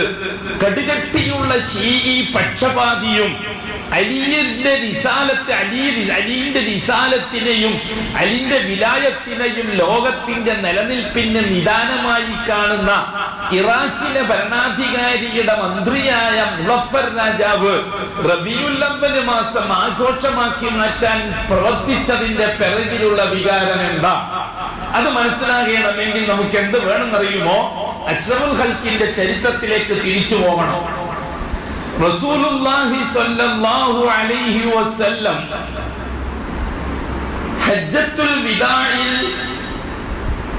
അയ്യാമുത് തശ്രീഖിന്റെ ദിവസം മിനായിൽ വെച്ചാണ് ഖുർആൻ ശരീഫിലെ അവസാനത്തെ സൂറത്ത് ഇറങ്ങിയത്. സൂറത്തുൻ നസ്ർ. ഇദാ ജാഅ നസ്റുല്ലാഹി വൽ ഫത്ഹു വറഅയ്തൻ നാസ യദ്ഖുലൂന ഫീ ദീനില്ലാഹി അഫ്വാജാ ഫസബ്ബിഹ് ബിഹംദി റബ്ബിക് വസ്തഗ്ഫിർഹു ഇന്നഹു കാന തവ്വാബാ. ബാഹ്യമായി കേട്ടാൽ വളരെ സന്തോഷമുള്ള ഒരു സൂറത്താണിത്. സഹാബാക്കൾ മതിമറന്ന് സന്തോഷിച്ചു സൂറത്ത് ഇറങ്ങിയപ്പോൾ. എന്താ അർത്ഥം? ഇദാ ജാഅ നസ്റുല്ലാഹ്, അല്ലാഹുവിന്റെ സഹായം വന്നു കഴിഞ്ഞാൽ, വൽ ഫത്ഹു, സ്വാതന്ത്ര്യവും വന്നു കഴിഞ്ഞാൽ. എന്തോ ആവാം, മക്കയുടെ സ്വാതന്ത്ര്യമാവാം, ഹറമിന്റെ സ്വാതന്ത്ര്യമാവാം, മുസ്ലിം ഉമ്മത്തിന് മൊത്തത്തിലുള്ള സ്വാതന്ത്ര്യമാവാം, അല്ലെങ്കിൽ മൊത്തത്തിൽ മുസ്ലിമീങ്ങൾക്കുള്ള സ്വതന്ത്രമായ അവസ്ഥയാവാം. ഏതായാലും മുസ്ലിമീങ്ങളെ സംബന്ധിച്ചിടത്തോളം വളരെ സന്തോഷകരമായ ഒരു വാക്കാണിത്. നസ്റുല്ലയും ഫത്ഹും, അള്ളാഹുവിന്റെ സഹായവും അള്ളാഹുവിൽ നിന്ന് കിട്ടുന്ന പൂർണ്ണമായ സ്വാതന്ത്ര്യവും. ആർക്ക്? മുഅ്മിനീങ്ങൾക്ക്. ഓ മുഹമ്മദ് നബി, നിങ്ങൾ കാണാൻ തുടങ്ങിയാൽ ജനങ്ങളെ യദ്ഖുലൂന ഫീ ദീനില്ലാഹി അഫ്വാജാ, അല്ലാഹുവിന്റെ ദീനിൽ അഥവാ ഇസ്ലാം ദീനിൽ ജനം കൂട്ടമായിട്ട് വരുന്നത് നിങ്ങൾ കാണാൻ തുടങ്ങിയാൽ. ഹജ്ജത്തുൽ വിദാഇന് ശേഷം സംഭവിച്ചത് അതല്ലേ? ഹിജ്റയുടെ 8-ാം വർഷമാണ് ഹജ്ജത്തുൽ വിദാ നടക്കുന്നത്. ഹിജ്റയുടെ 9-ാം വർഷം. റസൂലുള്ളാഹി സ്വല്ലല്ലാഹു അലൈഹി വസല്ലം 9-ാം വർഷം തീരാൻ പോകുന്നു. അതെ, 9-ാമത്തെ വർഷം തീർന്നു. ദുൽഹജ്ജ് മാസമായി. 10-ാമത്തെ വർഷമായി. 9 അല്ല, 10-ാമത്തെ വർഷം. 8-ാമത്തെ വർഷം നടക്കുന്നു മക്കം ഫത്ഹ്. 10-ാമത്തെ വർഷം നടക്കുന്ന ഹജ്ജത്തുൽ വിദാ. ഈ ഹജ്ജത്തുൽ വിദായിൽ വെച്ച് ഈ ആയത്തിറങ്ങിയപ്പോൾ സഹാബാക്കൾ എല്ലാവരും സന്തോഷിച്ചു. പക്ഷെ അബൂബക്കർ സിദ്ദീഖ് റളിയല്ലാഹു തആല അൻഹു മാത്രം കരയാൻ തുടങ്ങി. ഈ സൂറത്തിനെ സംബന്ധിച്ച് ചർച്ച ചെയ്യാൻ വിളിച്ചുകൂട്ടിയ സഹാബാക്കളുടെ ഒരു സംഘം. ആ സംഘത്തിൽ 10 വയസ്സ് പ്രായമുള്ള അബ്ദുല്ലാഹി ഇബ്നു അബ്ബാസ് റളിയല്ലാഹു അൻഹു ഉണ്ട്. ഈ സൂറത്തിനെ സംബന്ധിച്ച് അമിതമായ സന്തോഷം പ്രകടിപ്പിക്കുന്ന സഹാബാക്കളോട് ചോദിച്ചു, ഈ സൂറത്തിന്റെ നിജസ്ഥിതി വല്ലതും നിങ്ങൾ അറിയുമോ? എന്തായാലും എന്താ നിങ്ങളെ സന്തോഷിക്കാൻ സമയമായില്ലേ?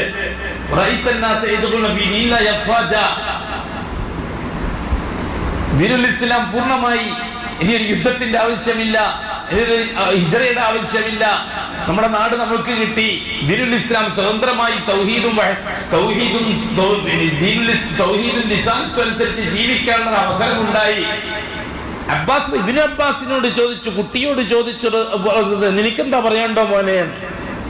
ആ സമയത്താണ് അബ്ദുല്ലാഹ് ഇബ്നു അബ്ബാസ് റളിയല്ലാഹു അൻഹു പറഞ്ഞത്, എനിക്കതിൽ നിന്ന് മനസ്സിലാകുന്നത് അഷ്റഫുൽ ഖൽഖിന്റെ സമയം എത്തിയിരിക്കുകയാണ്. റസൂലുള്ളാഹി സ്വല്ലല്ലാഹു അലൈഹി വസല്ലം തങ്ങളുടെ ജീവിതത്തിന്റെ നിശ്ചയിച്ച സമയം പൂർത്തിയാകാൻ പോകുകയാണ്. അല്ലാഹു വിളിച്ചിരിക്കുകയാണ് അഷ്റഫുൽ ഖൽഖിനെ. അതെ, യാത്രയപ്പിന്റെ സൂറത്തായിരുന്നു. അതിന് സൂറത്തു തൗദീർ എന്ന് പേരുണ്ട്. ഇദാ ജാഅ നസ്റുല്ലക്ക് സൂറത്തു തൗദീർ, യാത്രയപ്പിന്റെ സൂറത്ത് എന്ന് പേരുണ്ട്. അതെ, അഷ്റഫുൽ ഖൽഖിന്റെ വിയോഗത്തെ സൂചിപ്പിക്കുന്ന സൂറത്തായിരുന്നു. അതിനുശേഷം പിന്നെ സൂറത്തൊന്നും ഇറങ്ങിയിട്ടില്ല. അവസാനത്തെ സൂറത്താണ് ഇദാ ജാഅ നസ്റുല്ലാഹി എന്ന സൂറത്ത്. ഒരു സൂറത്ത് നല്ല നിലക്ക് അവസാനമായിട്ട് ഇറങ്ങുന്ന സൂറത്താണ്. സ്വാഭാവികമായിട്ടും സഹാബാക്കളുടെ മനസ്സിലേക്ക് ഈ അഭിപ്രായങ്ങൾ വന്നു. അതെ, റസൂലുള്ളാഹി തങ്ങൾ ചെയ്ത ചില പ്രസംഗങ്ങൾ അതിലേക്ക് വിരൽ ചൂണ്ടുകയും ചെയ്തു. ജംറത്തുൽ അഖബയിൽ വെച്ച് അഷ്റഫുൽ ഖൽഖ് പറഞ്ഞു സഹാബാക്കളോട്, ഖുദൂ അന്നി മനാസിക്കക്കും, നിങ്ങൾ ഹജ്ജ് കൃത്യമായിട്ട് എന്നിൽ നിന്ന് പഠിച്ചു കൊള്ളണം. ഹജ്ജിന്റെ അമാലുകൾ നിങ്ങൾ ക്ലിയർ ആയിട്ട് എന്നിൽ നിന്ന് മനസ്സിലാക്കിക്കൊള്ളണം. ലഅല്ലി ലാ അൽഖാകും ബഅദ ആമി ഹാദാ, ഈ വർഷത്തിന് ശേഷം ചിലപ്പോൾ ഞാനും നിങ്ങളും തമ്മിൽ കണ്ടുമുട്ടിയില്ല എന്ന് വന്നേക്കാം. ഇപ്പൊ ചേർത്ത് വായിക്കാൻ സഹാബാക്കൾക്ക് നല്ല അവസരമാണത്. ഈ വർഷത്തിന് ഹജ്ജ് നിങ്ങൾ എന്താണ് ഹജ്ജ് എന്ന് കൃത്യമായി പഠിച്ചോളണം. അടുത്ത കൊല്ലം ചിലപ്പോൾ ഞാൻ ഉണ്ടായിക്കൊള്ളണമെന്നില്ല. അതുകൊണ്ട് ഹജ്ജ് പറഞ്ഞു തരാൻ ഇനിയൊരു പുതിയ പ്രവാചകൻ വരൂല. കൃത്യമായി പഠിച്ചോളണം. ഖുദൂ അന്നി മനാസിക്കക്കും ലഅല്ലി ലാ അൽഖാകും ബഅദ ആമി ഹാദാ. ഇതേപോലെ റസൂലുള്ളാഹി സ്വല്ലല്ലാഹു അലൈഹി വസല്ലം തങ്ങൾ ഹജ്ജത്തുൽ വിദായിൽ വെച്ച് അറഫ മലയുടെ ചോട്ടിൽ വെച്ച് സഹാബാക്കളുമായിട്ട് നടത്തിയ സംഭാഷണം തൗദീഇന്റെ സംഭാഷണം, വിദാഇന്റെ സംഭാഷണമായിരുന്നു. യാത്രയപ്പിന്റെ സംഭാഷണമായിരുന്നു. അവിടെ വെച്ച് ഞാൻ നിങ്ങൾക്ക് കാര്യങ്ങളൊക്കെ എത്തിച്ചു തന്നില്ലേ? ആ ഉടമ്പടി പൂർത്തീകരണത്തിന്റെ സത്യവാചകം സഹാബാക്കളെ കൊണ്ട് ഏറ്റുപറയിപ്പിക്കാൻ അഷ്റഫുൽ ഖൽഖ് തയ്യാറായതും ഇതായിരിക്കും കാരണം എന്നവരെ മനസ്സിലാക്കിയെടുത്തു. അഷ്റഫുൽ ഖൽഖ് ഹജ്ജ് പൂർത്തിയാക്കി നാട്ടിലേക്ക് എത്തി. മുഹറം ഒരു മാസം മുഴുവനായിട്ട് തീർന്നു. സഫർ മാസത്തിലേക്ക് കടന്നു. സഫർ മാസത്തിന്റെ അവസാനത്തെ ചില ദിവസങ്ങളിൽ അഷ്റഫുൽ ഖൽഖ് ചില പ്രത്യേക രീതിയിൽ കാര്യങ്ങൾ പ്രവർത്തിക്കാൻ വേണ്ടി തുടങ്ങി. ബഖീയിലേക്ക് ഇടക്കിടക്ക് പോക്ക് തുടങ്ങി. ഉഹുദിലേക്ക് ഇടക്കിടക്ക് പോക്ക് തുടങ്ങി. ദുആ വർദ്ധിപ്പിക്കാൻ തുടങ്ങി. ബഹുമാനമുള്ള സഹോദരന്മാരെ, സഹോദരിമാരെ, ഇപ്പോഴും നമ്മൾ എവിടെയാ എത്തി നിൽക്കുന്നത് എന്ന് പറയാൻ ഞാൻ ഒരു സംഭവമായിട്ട് ലിങ്ക് ചെയ്യാം. ചിലപ്പോൾ തീർന്നോളന്നില്ല, അടുത്ത ആഴ്ച തീരും ഇൻഷാ അല്ലാഹ്. റസൂലുള്ളാഹി സ്വല്ലല്ലാഹു അലൈഹി വസല്ലം ബഖീഉൽ ഖർഖദിൽ ഇടയ്ക്കിടയ്ക്ക് പോകും. എന്നിട്ട് റസൂലുള്ളാഹി സ്വല്ലല്ലാഹു അലൈഹി വസല്ലം ആത്മകഥം ചെയ്യും. ബഖീയിൽ മറിഞ്ഞു കിടക്കുന്നവരോട്, നിങ്ങളൊക്കെ ഭാഗ്യവാന്മാർ, ഫിത്നകൾ ഏൽക്കാതെ രക്ഷപ്പെട്ടവർ, ഫിത്ന വഴിയായിട്ട് വരാൻ പോകുകയാണ്, ഒന്നിന് പിറകെ ഒന്നായി വരാൻ പോകുകയാണ്. അവസാനം വരുന്നവർ നേരത്തെ വന്നവരെക്കാൾ ഏറ്റവും ദുഷിക്കുകയും ചെയ്യാൻ പോവുകയാണ്. ഞാനും നിങ്ങളോടൊപ്പം വന്നു ചേരാൻ പോവുകയാണ്. വഇന്നാ ബിക്കും ലായിഖൂൻ. ഒന്നിച്ചുള്ള സഹാബാക്കൾക്ക് കാര്യം മനസ്സിലാവുന്നുണ്ട്. അഷ്റഫുൽ ഖൽഖ് സല്ലല്ലാഹു അലൈഹി വസല്ലം ഉഹദിൽ ചെന്ന് ശുഹദാക്കൾക്ക് വേണ്ടി ഒരുപാട് ദുആ ചെയ്തു.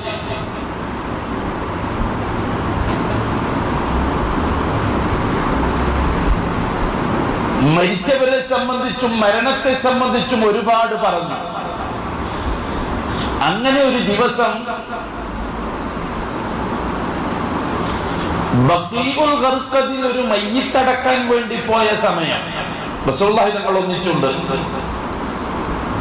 ആ മയ്യിത്ത് അടക്കി വരുന്ന അന്ന് രാത്രി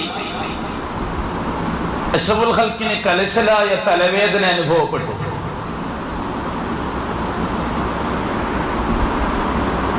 വഴിയിൽ വെച്ച് സഹാബാക്കൾ ചിലരോട് റസൂലുള്ളാഹി തങ്ങൾ ആ വിഷയം പറഞ്ഞു. മൈമൂന ബീവിന്റെ വീട്ടിലാണെന്ന് താമസിച്ചത്. റസൂലുള്ളാഹി സ്വല്ലല്ലാഹു അലൈഹി വസല്ലം തങ്ങൾക്ക് ശഅബാൻ ചരിത്രകാരന്മാർ എഴുതിയത് സഫർ 28-നാണോ 30-നാണോ 29-നാണോ സംശയം പറഞ്ഞിട്ടുണ്ട്. ഏതായാലും സഫറിൽ 2 ദിവസം റസൂലുള്ളാഹി തങ്ങൾ രോഗിയായി കടന്നു. മൈമൂന ബീവിന്റെ വീട്ടിൽ നിന്ന് തൊട്ടടുത്ത വീട്ടിലേക്ക് പോയി. അത് നിശ്ചയിക്കപ്പെട്ട കരാറനുസരിച്ച്, നിശ്ചയിക്കപ്പെട്ട രീതി അനുസരിച്ച് അടുത്ത ഭാര്യയുടെ വീട്ടിലേക്ക് പോയി. ഓരോ ദിവസവും അഷ്റഫുൽ ചോദിക്കാൻ തുടങ്ങി, അയിനകഥൻ, നാളെ എവിടെയാണ്? നല്ല വേദനയുണ്ട് ശരീരത്തിന്, നല്ല പനിയുണ്ട്, തലവേദന വളരെ ശക്തമാണ്. ഖൈബറിൽ വെച്ച് ജൂതൻ കൊടുത്ത വിഷം അത് പ്രവർത്തിക്കാൻ തുടങ്ങി ശരീരത്തിൽ. അതെ, അഷ്റഫുൽ ഖൽഖും അബൂബക്കർ സിദ്ദീഖ് റളിയല്ലാഹു അൻഹുവും വേറൊരു സഹാബിയും ഇവരാണ് ആ ഭക്ഷണം കഴിക്കാൻ തുടങ്ങിയത്. സഹാബി പെട്ടെന്ന് മരിച്ചു. അബൂബക്കർ സിദ്ദീഖിന്റെ വായിലെത്തി, അഷ്റഫുൽ ഖൽഖ് വായിൽ തട്ടിച്ചു. അപ്പോഴേക്കും ജിബ്രീൽ അലൈഹിസ്സലാത്തു വസ്സലാം ഇടപെട്ടു. അത് അബൂബക്കർ സിദ്ദീഖ് റളിയല്ലാഹു അൻഹുവിന്റെ മരണത്തിന്റെ കാരണവും ആ വിഷത്തിന്റെ അംശം തന്നെയായിരുന്നു. അഷ്റഫുൽ ഖൽഖ് ആയിഷ ബീവിയോട് പലപ്പോഴും പറയുമായിരുന്നു, ഖൈബറിൽ വെച്ച് ആ ജൂതപ്പെണ്ണ് നൽകിയ വിഷത്തിന്റെ പ്രവർത്തനം തുടങ്ങിക്കഴിഞ്ഞു ആയിഷ, എന്റെ ഞരമ്പ് മുറിയും പോലെ തോന്നുന്നു എനിക്ക് എന്നൊക്കെ പറയുമായിരുന്നു. അതെ, തബ്ലീഗിന്റെ ആവശ്യാർത്ഥം തീർച്ചയായും അഷ്റഫുൽ ഖൽഖ് അല്ലാഹ് നിശ്ചയിച്ച ദിവസം ഭൂമിയിൽ ജീവിക്കണം.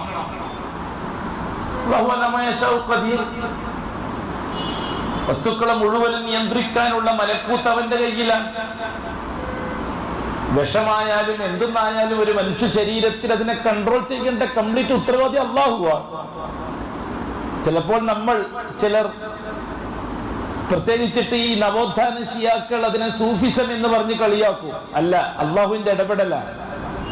അള്ളാഹു ഇടപെട്ടെങ്കിലേ കാര്യങ്ങൾ നടക്കുകയുള്ളൂ. എത്ര വലിയ പാമ്പ് കടിച്ചാലും ശരി, അള്ളാഹു ഇടപെട്ടാലോ നീർക്കോലി കടിച്ചാൽ മൂർഖം പാമ്പിന്റെ വിഷമായിരിക്കും. ഏത് വിഷയം അങ്ങനെ തന്നെ, ദുനിയാവിന്റെ ഏത് കാര്യം അങ്ങനെ തന്നെ.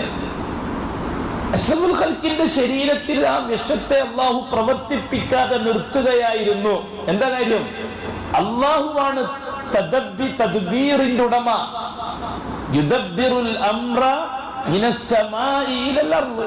ആകാശം മുതൽ ഭൂമി വരെ കംപ്ലീറ്റ് കൺട്രോൾ ആരുടെ കയ്യിലാണ്? അല്ലാഹുവിന്റെ കയ്യിലാണ്.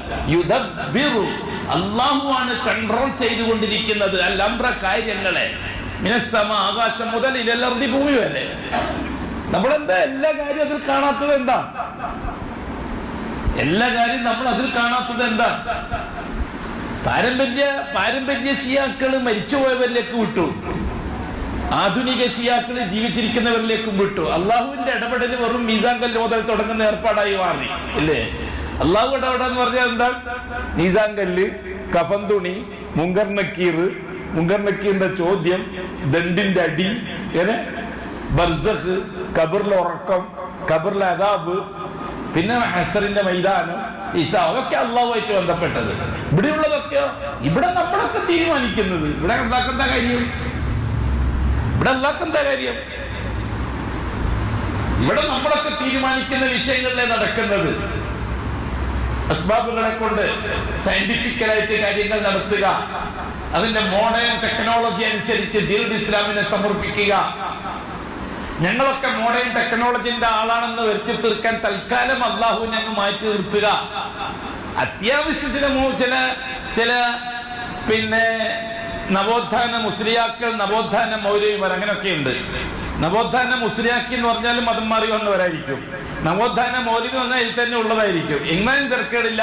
അവരൊക്കെ കൂടിയിരിക്കുന്ന സമയത്ത് പേരിനൊരു അല്ലാഹ് എന്നൊരു ശബ്ദം, കാര്യങ്ങളൊക്കെ എങ്ങനെ നടക്കുന്നത്? അതിൽ നമ്മുടെ ടെക്നോളജി അനുസരിച്ച്, നമ്മുടെ സാധന സാമഗ്രികൾ അനുസരിച്ച്, നമ്മുടെ സെറ്റപ്പ് അനുസരിച്ച് അള്ളാഹുവിനെ എടുത്ത് പറയാൻ അതൊന്നും പറയരുത്. അതെല്ലാം ബുദ്ധികേടാണ്. യൂനുസ് നബി അലൈഹി സ്വലാത്തു വസ്സലാം കടലിൽ വീണതും മത്സ്യം വിഴുങ്ങിയതും അതൊന്നും ബുദ്ധിയുള്ളവരോട് പറയാൻ പറ്റുന്നതല്ല എന്ന് പറയുന്നത് ആരാണ്? ഇവിടുത്തെ കാരൽ മാർക്സോ എംഗൽസോ ലെനിനോ അല്ല, മറിച്ച് നല്ല നവോത്ഥാന മൗലവിമാരും മുസ്ലിംമാരുമാണ് പറയുന്നത്. അതൊന്നും ആളെടുത്ത് പറയാൻ പറ്റുന്ന കേസല്ല. നമ്മളൊക്കെ നവോത്ഥാന ബുദ്ധിജീവികളാ, നമ്മളൊക്കെ മോഡേൺ ഏജ് സൊസൈറ്റിന്റെ ആൾക്കാരാ. നമ്മൾ യാഥാസ്ഥികത്വം പറയരുത്, സൂഫിസം പറയരുത്. അള്ളാഹുവിന്റെ ഖുദ്റത്തൊക്കെ സൂഫിസമാണ്. അതൊക്കെ ആകുമ്പോഴല്ല.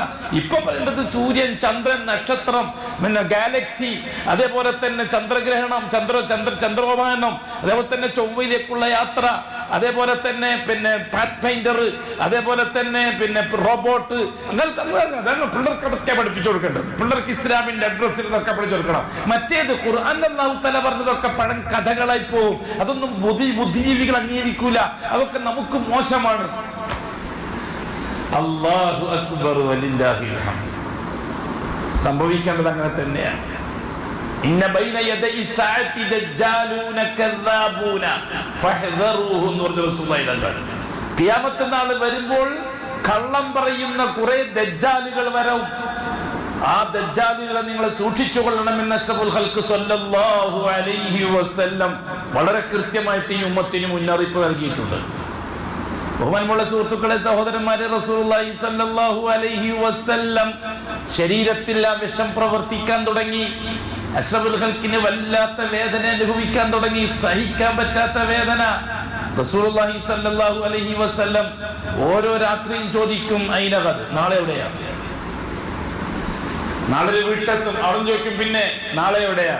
അതെ, ഭാര്യമാർക്ക് റസൂലുള്ളാഹി തങ്ങളുടെ ഉള്ളിലിരിപ്പ് മനസ്സിലായി, ആഗ്രഹം മനസ്സിലായി. അതെ, അന്ത്യനിമിഷം ആയിഷാന്റെ വീട്ടിലായിരിക്കണമെന്ന് അഷ്റഫുൽ ഖൽഖിന് ഒരു ആഗ്രഹമുണ്ട്.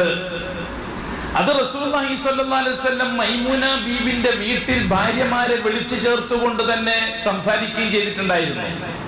മൈമൂന ബീബിന്റെ വീട്ടിൽ രോഗം തുടങ്ങിയ അന്ന് തന്നെ എനിക്ക് ഇങ്ങനെ ഒരു ആഗ്രഹമുണ്ട്, നിങ്ങൾ അനുവദിച്ചാൽ, നിങ്ങൾ അനുവദിക്കുന്നില്ലെങ്കിൽ നിശ്ചയിക്കപ്പെട്ട ടൈം ടേബിൾ അനുസരിച്ച് തന്നെ കാര്യങ്ങൾ നടക്കട്ടെ. അള്ളാഹു എന്റെ അവധി ഏത് വീട്ടിലാണോ നിശ്ചയിച്ചത് അവിടെ നടക്കും. എന്റെ ആഗ്രഹം നിങ്ങളോട് പറഞ്ഞതാ. അല്ലാഹു അക്ബർ.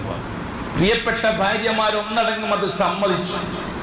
അങ്ങനെ അബ്ബാസ് അലി റളിയല്ലാഹു തആല അൻഹുവിന്റെയും ഫളിൽ ഇബ്നു അബ്ബാസ് റളിയല്ലാഹു അൻഹുവിന്റെ മകൻ ഫളിലിന്റെയും ചുമരിൽ കൈവച്ചുകൊണ്ട് റസൂലുള്ളാഹി സ്വല്ലല്ലാഹു അലൈഹി വസല്ലം റബീഉൽ അവ്വൽ 4-ന്റെ അന്നോ 5-ന്റെ അന്നോ ആയിഷത്തു സിദ്ദീഖയുടെ വീട്ടിലെത്തി.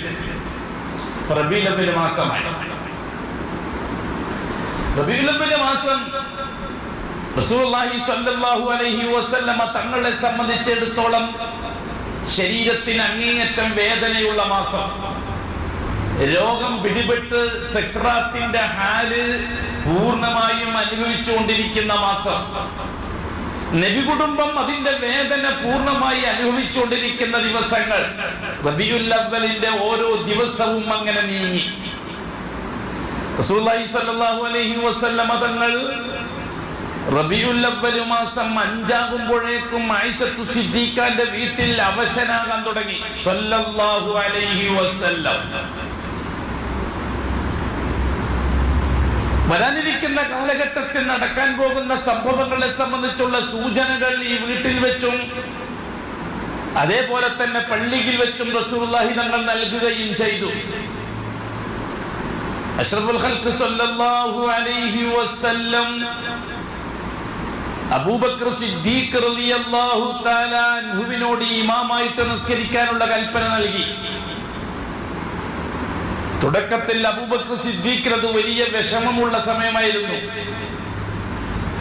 ചുരുക്കത്തിൽ അഷ്റഫുൽ ഖൽഖിന്റെ ജീവിത ഘട്ടങ്ങളിൽ നിന്ന് ഏറ്റവും വലിയ വേദന അവിടുത്തെ സഹാബാക്കളും കുടുംബവും അനുഭവിച്ച മാസമായിരുന്നു റബീഉൽ അവ്വൽ മാസം. റബീഉൽ അവ്വൽ മാസം ഇതിനു മുമ്പ് ചരിത്രത്തിൽ ചില സംഭവങ്ങൾ അഷ്റഫുൽ ഖൽഖിന് നേരിടേണ്ടി വന്നിട്ടുണ്ട്. ഒന്ന്, 40ാമത്തെ വയസ്സിൽ ഹിറാ പർവ്വതത്തിന്റെ ഗുഹയിലേക്ക് ഒറ്റക്ക് താമസിക്കാൻ വേണ്ടി റസൂലുള്ളാഹി തങ്ങൾ തെരഞ്ഞെടുത്ത സമയം റബീഉൽ അവ്വൽ മാസമായിരുന്നു.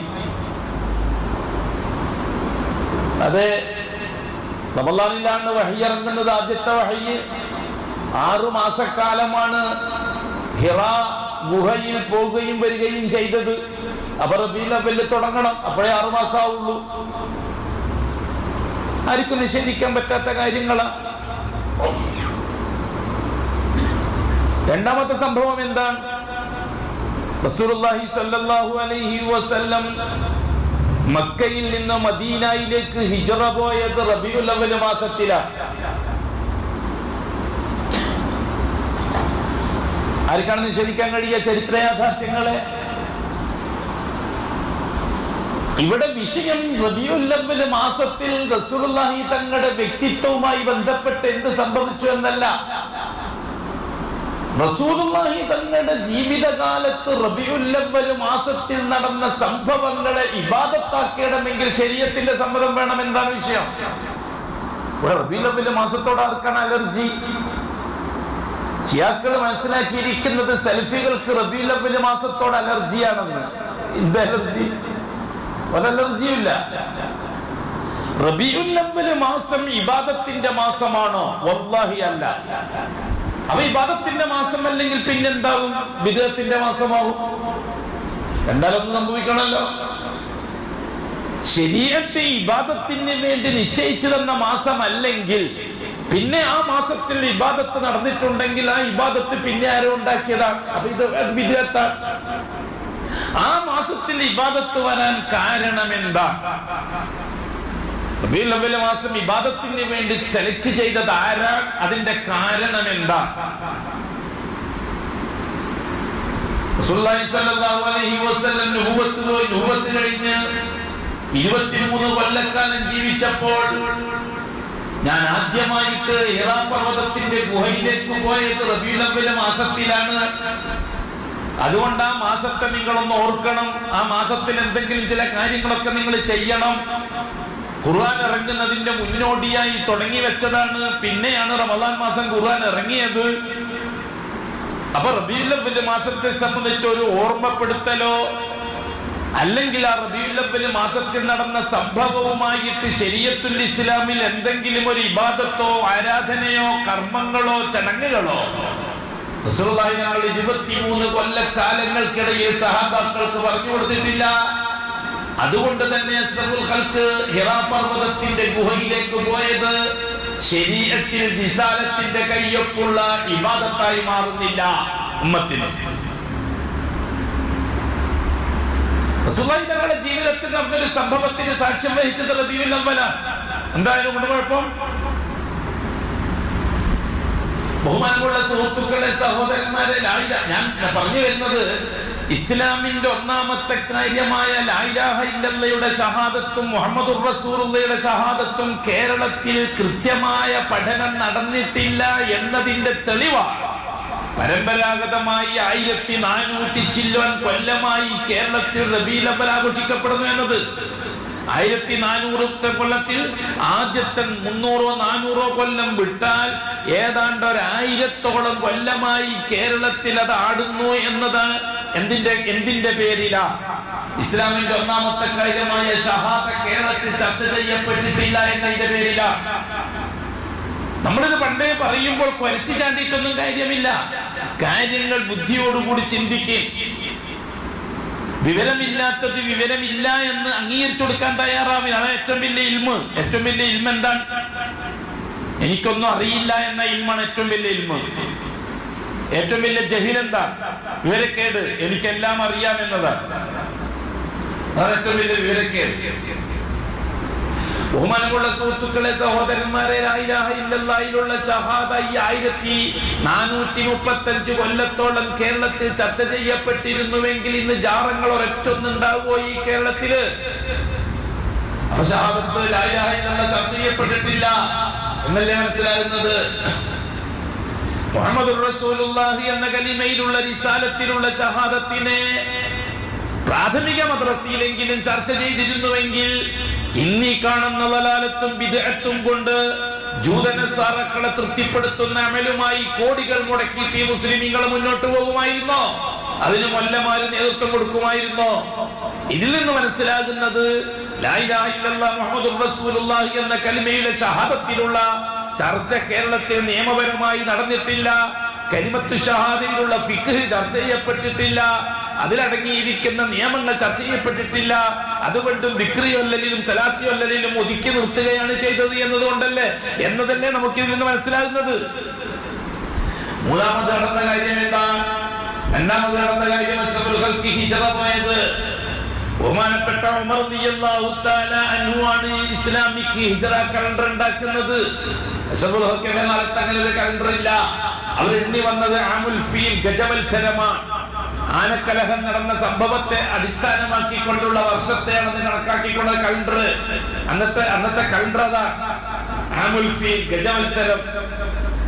ഹിജ്റ വർഷം വരുന്നത് ഉമർ റളിയല്ലാഹുവിന്റെ കാലം മുതൽക്കാണ്. ആ ഉമർ റളിയല്ലാഹു തആല അൻഹു ഹിജ്റ നടന്ന മാസത്തെയല്ല തുടക്കമാക്കിയത്, മുഹറത്തെയാണ്. എന്തുകൊണ്ട്?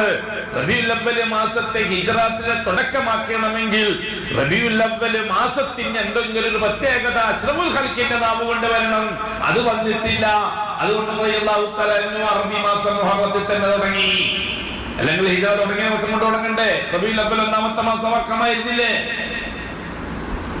ഹിജ്റ കലണ്ടർ ഉണ്ടാക്കുന്നത് ഹിജ്റ നടന്ന മാസം നാമായിരുന്നില്ലേ? എന്താക്കിയില്ല? റസൂലുള്ളാഹി സ്വല്ലല്ലാഹു അലൈഹി വസല്ലമ തങ്ങളുടെ ഭാഗത്ത് നിന്ന് ഒരു സ്പെഷ്യൽ കേസ് വരണം. പരമ്പരാഗതമായി മുഹറമാണ് ഒന്നാമത്തെ മാസമായിട്ട് എണ്ണി വന്നത്. ആ ഒന്നാമത്തെ മാസം മുഹറം തന്നെ ആക്കിയിട്ടാണ് ഉമർ റളിയല്ലാഹു അൻഹു കലണ്ടർ ഉണ്ടാക്കിയത്. റബീഉൽ അവ്വലിനെ പരിഗണിച്ചില്ല. എന്തുകൊണ്ട്?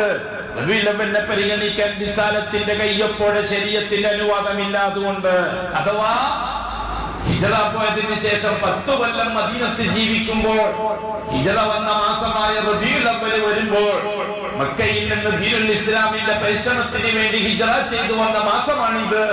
ആ മാസത്തെ നിങ്ങൾ ഓർക്കണം. ആ മാസത്തിൽ എന്തെങ്കിലും ഒരു കർമ്മം നിങ്ങൾ ചെയ്യണം. ആ മാസത്തിൽ എന്തെങ്കിലും ഒരു കടമ നിങ്ങൾ ചെയ്യണം എന്നൊരു സൂചന പോലും അഷ്റഫുൽ ഖൽഖ് നൽകിയാൽ അത് കേമമായിട്ട് നടത്തുമായിരുന്നു അബൂബക്കർ സിദ്ദീഖ് റളിയല്ലാഹു അൻഹു. അതിലും ഉഷാറായിട്ട് നടത്തുമായിരുന്നു ഉമർ റളിയല്ലാഹു അൻഹു. അതിലും ഉഷാറായിട്ട് നടത്തുമായിരുന്നു ഉസ്മാൻ റളിയല്ലാഹു അൻഹു. അതിനേക്കാൾ ഉഷാറായിട്ട് നടത്തുമായിരുന്നു ആയിഷ സിദ്ദീഖ റളിയല്ലാഹു തആല അൻഹ. പക്ഷെ അവരാരും റബീഉൽ അവ്വൽ മാസത്തെ പറ്റി ഓർത്തതേയില്ല. എന്താ കാര്യം? ശരീഅത്തിൽ അനുവാദമില്ലാത്തത്. അതോ സംഭവം നടക്കാത്തത് കൊണ്ടാണ്? റബീഉൽ അവ്വൽ മാസത്തിലാണ് ഹിജ്റ നടന്നത്.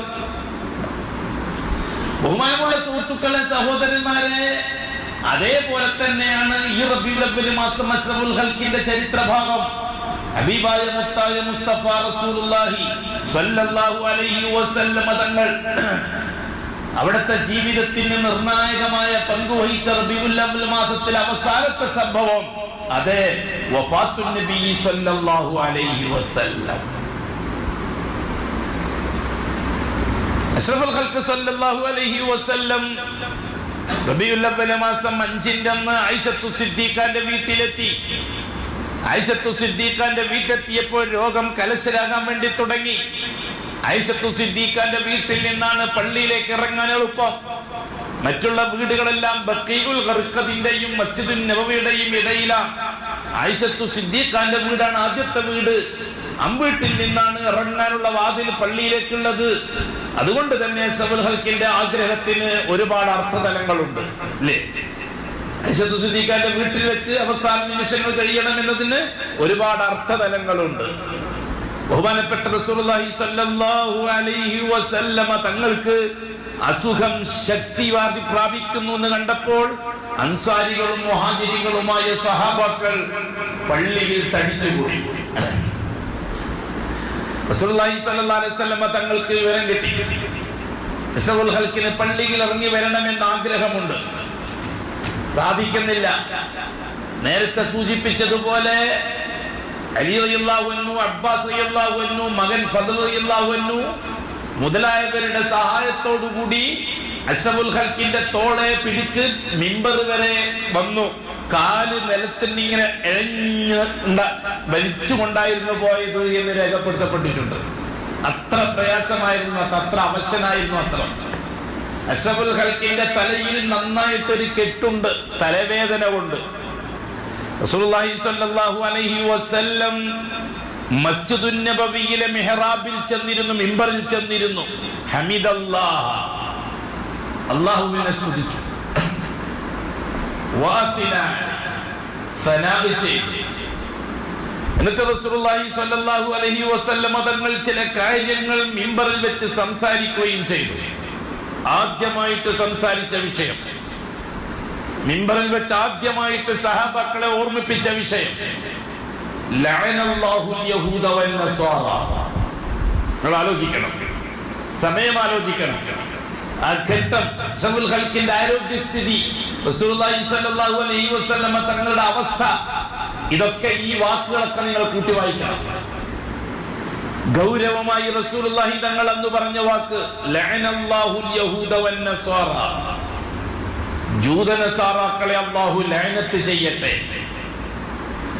ഇത്തഖദു ഖുബൂറ അംബിയാഇഹിം മസാജിദ്, അവർ ചെയ്ത ഏറ്റവും വലിയ തോന്നിയവാസം, അവരുടെ നബിമാര് മരിച്ചു കഴിഞ്ഞപ്പോൾ ആ നബിമാരൻ അടക്കിയ ഖബർസ്ഥാൻ പള്ളികളാക്കി അവർ ആരാധനാ കേന്ദ്രമാക്കി, സുജൂദ് ചെയ്യുന്ന കേന്ദ്രങ്ങളാക്കി, ഇബാദത്തിന്റെ കേന്ദ്രങ്ങളാക്കി. അവർക്ക് ലഅനത്ത് ചെയ്യട്ടെ അല്ലാഹു തആല. അവശത അനുഭവിക്കുമ്പോഴും കട്ടിയുണ്ട് വാക്കിന്. പറഞ്ഞു ലാ തത്തഖിദു ഖബരി വസനൻ യുഅബദ്. അല്ലാഹു അക്ബർ. ഈ ഉമ്മത്ത് ഏറ്റെടുക്കണം, നെറുകയിൽ ഏറ്റെടുക്കണം ഈ വാക്ക്. ലോകത്തുമുള്ള മുഴുവൻ മുസ്ലിമീങ്ങൾ, 350 കോടി മുസ്ലിമീങ്ങൾ നെറുകയിൽ ഏറ്റെടുക്കണം ഈ വാക്ക്. അത് ഫലസ്തീൻ തൊട്ട് കാസർഗോഡ് വരെ, ഇറാൻ തൊട്ട് കാരന്തൂർ വരെയുള്ള മുഴുവൻ നാട്ടിലെ മുസ്ലിമീങ്ങളും നെറുകയിൽ ഏറ്റെടുക്കണം ഈ വാക്ക്. അഷ്റഫുൽ ഖൽഖിന്റെ അവസാനത്തെ ദിവസങ്ങൾ എണ്ണിത്തിട്ടപ്പെടുത്തപ്പെടുകയാണ്. അവശത അനുഭവിക്കുകയാണ്, വേദന കടിച്ചു തിന്നുകയാണ്. എന്നിട്ടും അസ്വസ്ഥനായി രണ്ടുപേരുടെ ചുമലിൽ കൈയിട്ട് പള്ളിയിൽ വന്ന് മിമ്പറിൽ ഇരുന്നിട്ട് പറഞ്ഞ മെയിൻ വിഷയം ലാ തത്തഖിദു ഖബരി ഈദാ, ലാ തത്തഖിദു ഖബരി വസനൻ യുഅബദ്. നിങ്ങൾ എന്റെ ഖബറിനെ ആരാധനാ കേന്ദ്രമാക്കി കളയരുത്, ആരാധിക്കപ്പെടുന്ന ബിംബമാക്കി കളയരുത്, ആരാധിക്കപ്പെടുന്ന പ്രതീകമാക്കി കളയരുത്. വസൻ പ്രതീകം, സനം പ്രതിബിംബം, സനം പ്രതിബിംബം, വസൻ പ്രതീകം. സനം പ്രതിബിംബം എന്ന് പറഞ്ഞാൽ ആ മഹാനെ പോലെ ഒരു രൂപം ഉണ്ടാക്കിയിട്ട് ആ രൂപത്തെ വെച്ചുകൊണ്ട് സഹായത്തെ തേടുന്ന രീതി, അതാണ് സ്ഥലം.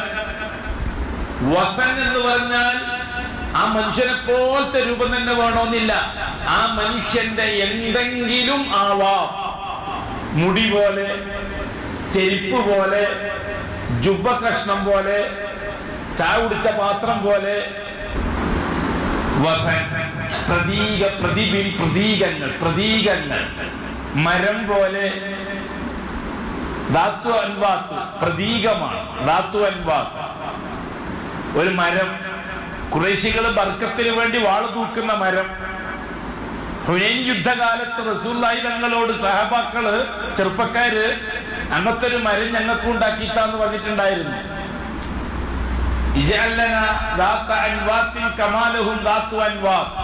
ഖുറൈശികൾ പണ്ട് ബർക്കത്തിന് വേണ്ടിയിട്ട് വാള് തൂക്കിയൊരു യുദ്ധത്തിന് പോകുമ്പോ അതേപോലെ തങ്ങളെ ഞങ്ങൾക്ക് ഒരു ധാതു അൻവാത്ത് നിശ്ചയിച്ചു തന്നാൽ ഞങ്ങളും അങ്ങനെ ഒരു ബർക്കത്തെടുക്കട്ടെ. അതാണ് പ്രതീകങ്ങൾ.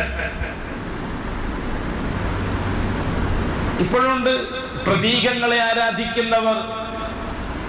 റൗളയുടെ ഫോട്ടോ, കഅബത്തിന്റെ ഫോട്ടോ ഉമ്മത്തിന്റെ അടയാളമായിട്ടുണ്ടെങ്കിൽ അത് പ്രതീകമല്ലെങ്കിൽ പിന്നെന്താ? ആരാധ്യ വസ്തു അല്ലെങ്കിൽ പിന്നെന്താ? അതെല്ലാം ഇബാദത്തിന്റെ ഭാഗമാണ്. അതേപോലെ തന്നെ പലതും കഅബത്തിന്റെ രൂപം ഉണ്ടാക്കിയിട്ട് വീട്ടിൽ വെച്ചിട്ട് ചന്ദനത്തിരി എത്തിക്കുന്നവര് രാത്രി വരുമ്പോ, രാവിലെ കച്ചവടത്തിന് പോകുമ്പോ ആ കഅബത്തിന്റെ രൂപത്തിന് മുമ്പിൽ ചന്ദനത്തിരി എത്തിക്കുക. അങ്ങനെ വ്യത്യസ്ത ഔസാനുകൾ മുസ്ലിം ഉമ്മത്തിന് സംഭവിക്കാൻ പാടില്ലാത്തതാണ്, ഒരിക്കലും സംഭവിക്കാൻ പാടില്ലാത്തതാണ്.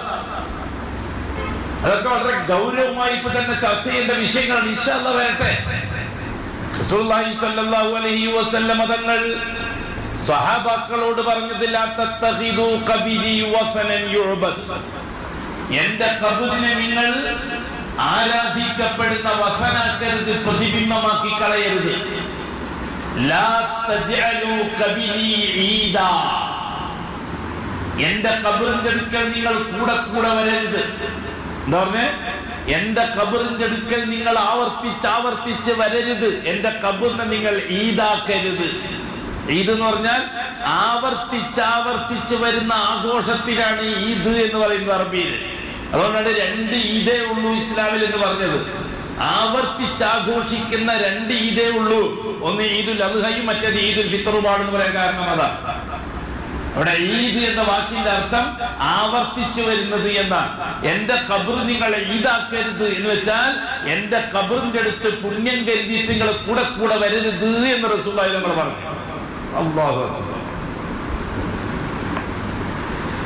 ഉംറക്കോ ഹജ്ജിനോ പോയ ഹാജിമാര് മദീനയിൽ താമസമാക്കുമ്പോൾ മസ്ജിദുൻ നബവിയിൽ നിസ്കരിക്കാൻ വേണ്ടി പോകും. ഈ സന്ദർഭത്തിൽ ഷിയാക്കളിൽ ഭൂരിപക്ഷവും, പ്രത്യേകിച്ച് അവരുടെ മൊല്ലമാര്, ഹബീബായ തങ്ങളുടെ ഖബർ അടക്കം ചെയ്തിരിക്കുന്ന ആയിഷത്തു സിദ്ദീഖാന്റെ വീട്ടിന്റെ ഭാഗത്തേക്ക്, അത് ഇന്നും വീടാണ്, അത് ഇന്നും ആയിഷയുടെ വീടാണ്, പള്ളിയല്ല. അത് പ്രൈവറ്റ് പ്രോപ്പർട്ടിയാണത്. അഷ്റഫുൽ ഹക്കിന്റെ ഖബർ നിൽക്കുന്ന സ്ഥലം, റളിയല്ലാഹുവിന്റെയും അബൂ സിദ്ദീഖിന്റെയും ഖബർ നിൽക്കുന്ന സ്ഥലം, അത് പള്ളിയായിട്ട് വഖഫ് ചെയ്ത സ്ഥലമല്ല. പള്ളി കൂട്ടിയെടുത്തപ്പോൾ അത് അവന്റെ അടുത്ത് വന്നത് മാത്രം. ചുറ്റുഭാഗത്ത് പള്ളി കൂട്ടിയെടുത്തു ഭരണാധികാരികൾ. ഇതെന്തെന്ന് ചെയ്യാൻ പറ്റുമോ? ഇത് കളിച്ചു മാറ്റാൻ പറ്റുമോ? അതുകൊണ്ടത് അവിടെ ബാക്കിയായി. റസൂലുള്ളാഹി സ്വല്ലല്ലാഹു അലൈഹി വസല്ലം തങ്ങളുടെയും 2 കൂട്ടുകാരുടെയും ഖബർ അതിപ്പോഴും പള്ളിയല്ല. ഇവിടുത്തെ ശീലി മൊല്ലമാര് പാവപ്പെട്ട സാധാരണക്കാരനെ തെറ്റിദ്ധരിപ്പിക്കുന്നത് പള്ളിയിലാണ് അഷ്റഫുൽ ഖൽഖിന്റെ ഖബറുള്ളത്. പിന്നെന്താ നമ്മളെ മഹാന്റെ ഖബർ പള്ളിയിലാക്കുന്നതിന് കുഴപ്പം? ഇതൊരു കള്ളമായ തെറ്റിദ്ധരിപ്പിക്കലാണ്. ഇല്ല, ഒരിക്കലുമില്ല. അഷ്റഫുൽ സിദ്ദീഖിന്റെ വീട് പള്ളിയായി വഖഫ് ചെയ്ത പ്രശ്നമേ ഇല്ല. അന്നും ഇല്ല, ഇന്നും ഇല്ല. അതിപ്പോഴും സെപ്പറേറ്റ് ആയിട്ട് ആ പഴയ കോലത്തിൽ തന്നെ കിടക്കുകയാണ്. അതിന്റെ ഗ്രില്ലുകളാവട്ടെ, വാതിലുകളാവട്ടെ, മറ്റെല്ലാം ആവട്ടെ, നൂറ്റാണ്ടുകൾ പഴക്കമുള്ള പഴയ കോലത്തിൽ തന്നെ ഇപ്പോഴും കിടക്കുകയല്ലേ. പള്ളിയായിരുന്നുവെങ്കിൽ മറ്റുള്ള പള്ളികൾ വികസിപ്പിക്കുന്നതനുസരിച്ച്, മോടി കൂട്ടുന്നതനുസരിച്ച് അത് മോടി കൂട്ടുമ്പോൾ കിട്ടുണ്ടായിരുന്നില്ലേ? ഒന്നും ചെയ്തിട്ടില്ല, അവിടെ കിടക്കുന്നു. എന്നിട്ട് നിസ്കരിക്കാൻ വേണ്ടി പോകുമ്പോൾ ഈ വീട്ടിന്റെ അഷ്റഫുൽ ഖൽഖിന്റെ ജനാസ അടക്കം ചെയ്തിരിക്കുന്ന മുബാറക്കായ ഖബറിന്റെ അടുത്ത് പോയി നിസ്കരിക്കാനുള്ള വ്യഥ കാണാം. അവിടെ നിസ്കരിക്കാൻ ഭയങ്കരമായ തിരക്ക് കാണാം. എന്താ കാര്യം? അഷ്റഫുൽ ഖൽഖിന്റെ ഖബറിന്റെ അടുത്തുള്ള നിസ്കാരം അള്ളാഹുവിന്റെ അടുക്കൽ സ്വീകരിക്കപ്പെടുന്നതിന് കാരണമായി തീരുമെന്ന് വല്ലാഹിയില്ല. അതൊരു തരം ശിർക്കി മനോഭാവമാണ്. അങ്ങനത്തെ തോന്നിയിട്ടുണ്ടെങ്കിൽ അവന്റെ മനസ്സിൽ ശിർക്ക് ഉദിച്ചിട്ടുണ്ട്. ആ നിസ്കാരത്തിൽ ശിർക്ക് സംഭവിച്ചു പോയി. അള്ളാഹ്ക്കുള്ള നിസ്കാരത്തിൽ ഒരംശം മുഹമ്മദ് നബിയെയും കൂടി കൂട്ടി. അതിന്റെ പേരാണല്ലോ ശിർക്ക്. ശിർക്ക് എന്ന് പറഞ്ഞ ബിംബുണ്ടാക്കിയിട്ട് രാമരാമ എന്ന് പറയലല്ലോ ശിർക്ക്. മസ്ജിദുൻ നബവിയിലേക്ക് നിസ്കരിക്കാൻ പോകുമ്പോൾ അഷ്റഫുൽ ഖൽഖിന്റെ ഖബറിന്റെ അടുത്ത് കിട്ടാൻ സ്ഥലം കിട്ടാൻ വേണ്ടി നേരത്തെ കാലത്തെ ഇറങ്ങിത്തിരിക്കുകയും തിക്കിത്തിരക്കി അവിടെ പോയിട്ട് നേരത്തെ കാലത്തെ സ്ഥലം പിടിക്കുകയും ചെയ്ത രീതി കാണാം. ഇമാമിന്റെ തൊട്ട് പിറകിൽ സഫിൽ ഒന്നാമത്തെ സഫിൽ കിട്ടണമെന്നാണ് നിയത്തെങ്കിൽ നമുക്കത് അംഗീകരിച്ചു കൊടുക്കാം. ഇമാമിന്റെ ഒന്നാമത്തെ സഫും കഴിഞ്ഞിട്ടുള്ള സ്ഥലമാണ് നേരത്തെയൊക്കെ ഖബറിന്റെ അടുത്തേക്ക് കിട്ടുക. ഇപ്പോഴത് മാറ്റി വീണ്ടും. ഇപ്പോൾ ആ സ്ഥലം വഴി തന്നെ ആക്കി. നേരത്തെ 2-3 സഫ് 2 സഫ് നിൽക്കുമായിരുന്നു. ഒരു 100-500 ആൾക്കാർക്ക് നിൽക്കേണ്ട സഫാണ് 2 സഫ്. ആ മെഹ്റാബിൽ നിന്ന് വീണ്ടും പിറകിലുള്ള മെഹ്റാബിലേക്ക് തന്നെ ഇപ്പം വന്നു. 2-3 വർഷത്തിൽ ഇപ്പുറത്ത് ഇമാം ആ മുമ്പിലുള്ള സ്ഥലം ഇപ്പൊ കാലിയായി കിടക്കുകയാണ്. അത് വഴിയാണ് ഇപ്പോൾ. അതായത് സലാം പറയാൻ സിയാറത്തിന് പോകുന്നവർക്കുള്ള വഴി മാത്രമാണ് ഇപ്പോൾ അതിലൂടെ. നിസ്കാരം പഴയ മെഹ്റാബിനും പഴയ മിമ്പറിലും തന്നെ ആക്കി. അതായത് അഷ്റഫുൽ ഖൽഖിന്റെ കാലഘട്ടത്തിലുള്ള പള്ളിയുടെ ഏരിയയിൽ തന്നെയാണ് ഇപ്പോൾ ഇമാമും ജമാഅത്ത്. ഈ അടുത്ത കാലം വരെ അങ്ങനെ ആയിരുന്നില്ല. അതിന്റെ മുമ്പിൽ കൂട്ടിയെടുത്ത സ്ഥലം അവിടെയാണ് മെഹ്റാബ് ഉള്ളത്, നിസ്കരിക്കുന്ന മെഹ്റാബ് ഉള്ളത്. മിമ്പർ റസൂലുള്ളാഹി തങ്ങളുടെ പള്ളിയിൽ തന്നെ, റസൂലുള്ളാഹി തങ്ങളുടെ കാലഘട്ടത്തിലുള്ള പള്ളിന്റെ ഏരിയയിൽ തന്നെയാണ് പണ്ടും മിമ്പർ ഉണ്ടായിരുന്നത്. ഖത്തീബും മിമ്പറിൽ നിന്ന് ഇറങ്ങി നടന്ന് മുന്നോട്ട് പോയി മെഹ്റാബിൽ നിൽക്കലാണ്. അപ്പൊ ഇമാമിന്റെ പിറകിൽ 2 നീളമായ 2 സഫ്. ആ സഫിന്റെ പിറകിലാണ് റസൂലുള്ളാഹി തങ്ങളുടെ കാലഘട്ടത്തിലുള്ള പള്ളി വരുന്നത്. അതിലാണ് മിമ്പർ വരുന്നതും പഴയ കാലത്തുള്ള മെഹ്റാബ് വരുന്നതും. ഇപ്പോൾ ഇമാമ് വീണ്ടും ഇപ്പുറത്തുള്ള മെഹ്റാബിലേക്ക് തന്നെ വന്നു, പള്ളിയിലേക്ക് തന്നെ വന്നു. അങ്ങനെ ഉലമാക്കൾ തീരുമാനിച്ചതായിരിക്കാം. അല്ലാഹുവാണ്. ബഹുമാനമുള്ള സുഹൃത്തുക്കളെ, സഹോദരന്മാരെ, റസൂലുള്ളാഹി സ്വല്ലല്ലാഹു അലൈഹി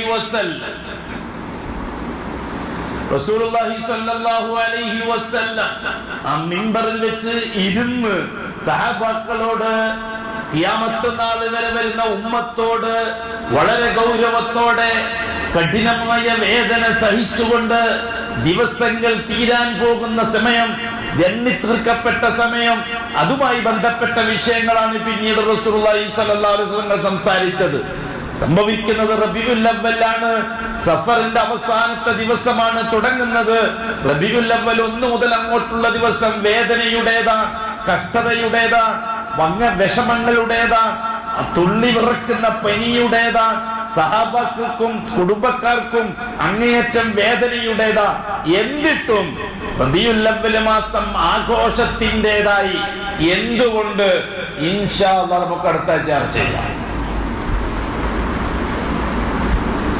വലിയ ഗൗരവമുള്ള വിഷയമാണ്, വളരെ ഗൗരവമുള്ള വിഷയമാണ്. തിരുത്താൻ ഈ ഉമ്മത്ത് തയ്യാറാകുന്നില്ലെങ്കിൽ വല്ലാഹി ഫലസ്തീൻ തൊട്ട് കാസർഗോഡ് വരെയുള്ള മുസ്ലിം ഉമ്മത്തിന് ഒരു സുരക്ഷയും ഈ ദുനിയാവിൽ അല്ലാഹു തആല തരികയില്ല. അത്ര അപകടമാണ് വിഷയം. അല്ലാഹു ഇൽമിൽ ഒരുപാട് ബർക്കത്ത് നസീബാക്കി തരട്ടെ. അമൽ ചെയ്യാൻ അതിലേറെ തൗഫീഖും അല്ലാഹു നസീബാക്കട്ടെ. നമ്മുടെ രോഗികളോട് അല്ലാഹു കരുണ കാണിക്കട്ടെ. ക്യാൻസർ രോഗികൾ, കിഡ്നി രോഗികൾ, ഹാർട്ട് രോഗികൾ, ട്യൂമർ രോഗികൾ, മാനസിക രോഗികൾ, അപസ്മാര രോഗികൾ, ചെറുതും വലുതുമായ രോഗങ്ങളെ കൊണ്ട് വേദന തിന്ന് കഴിയുന്നവർ, കുട്ടികൾ, വലിയവർ, ആണുങ്ങൾ, പെണ്ണുങ്ങൾ, ആശുപത്രികളിലുള്ളവർ, വീടുകളിലുള്ളവർ, അല്ലാഹുവേ നീ നിന്റെ ഖുദ്റത്ത് കൊണ്ട് ശിഫയാക്കി കൊടുക്കല്ലാ.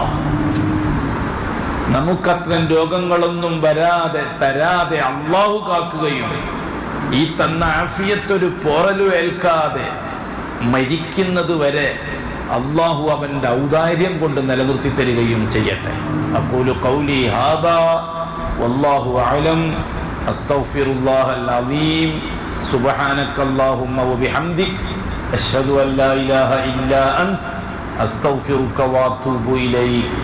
സുബ്ഹാന റബ്ബിക റബ്ബിൽ ഇസ്സത്തി അമ്മാ യസിഫൂൻ വസലാമുൻ അലൽ മുർസലീൻ വൽഹംദുലില്ലാഹി റബ്ബിൽ ആലമീൻ.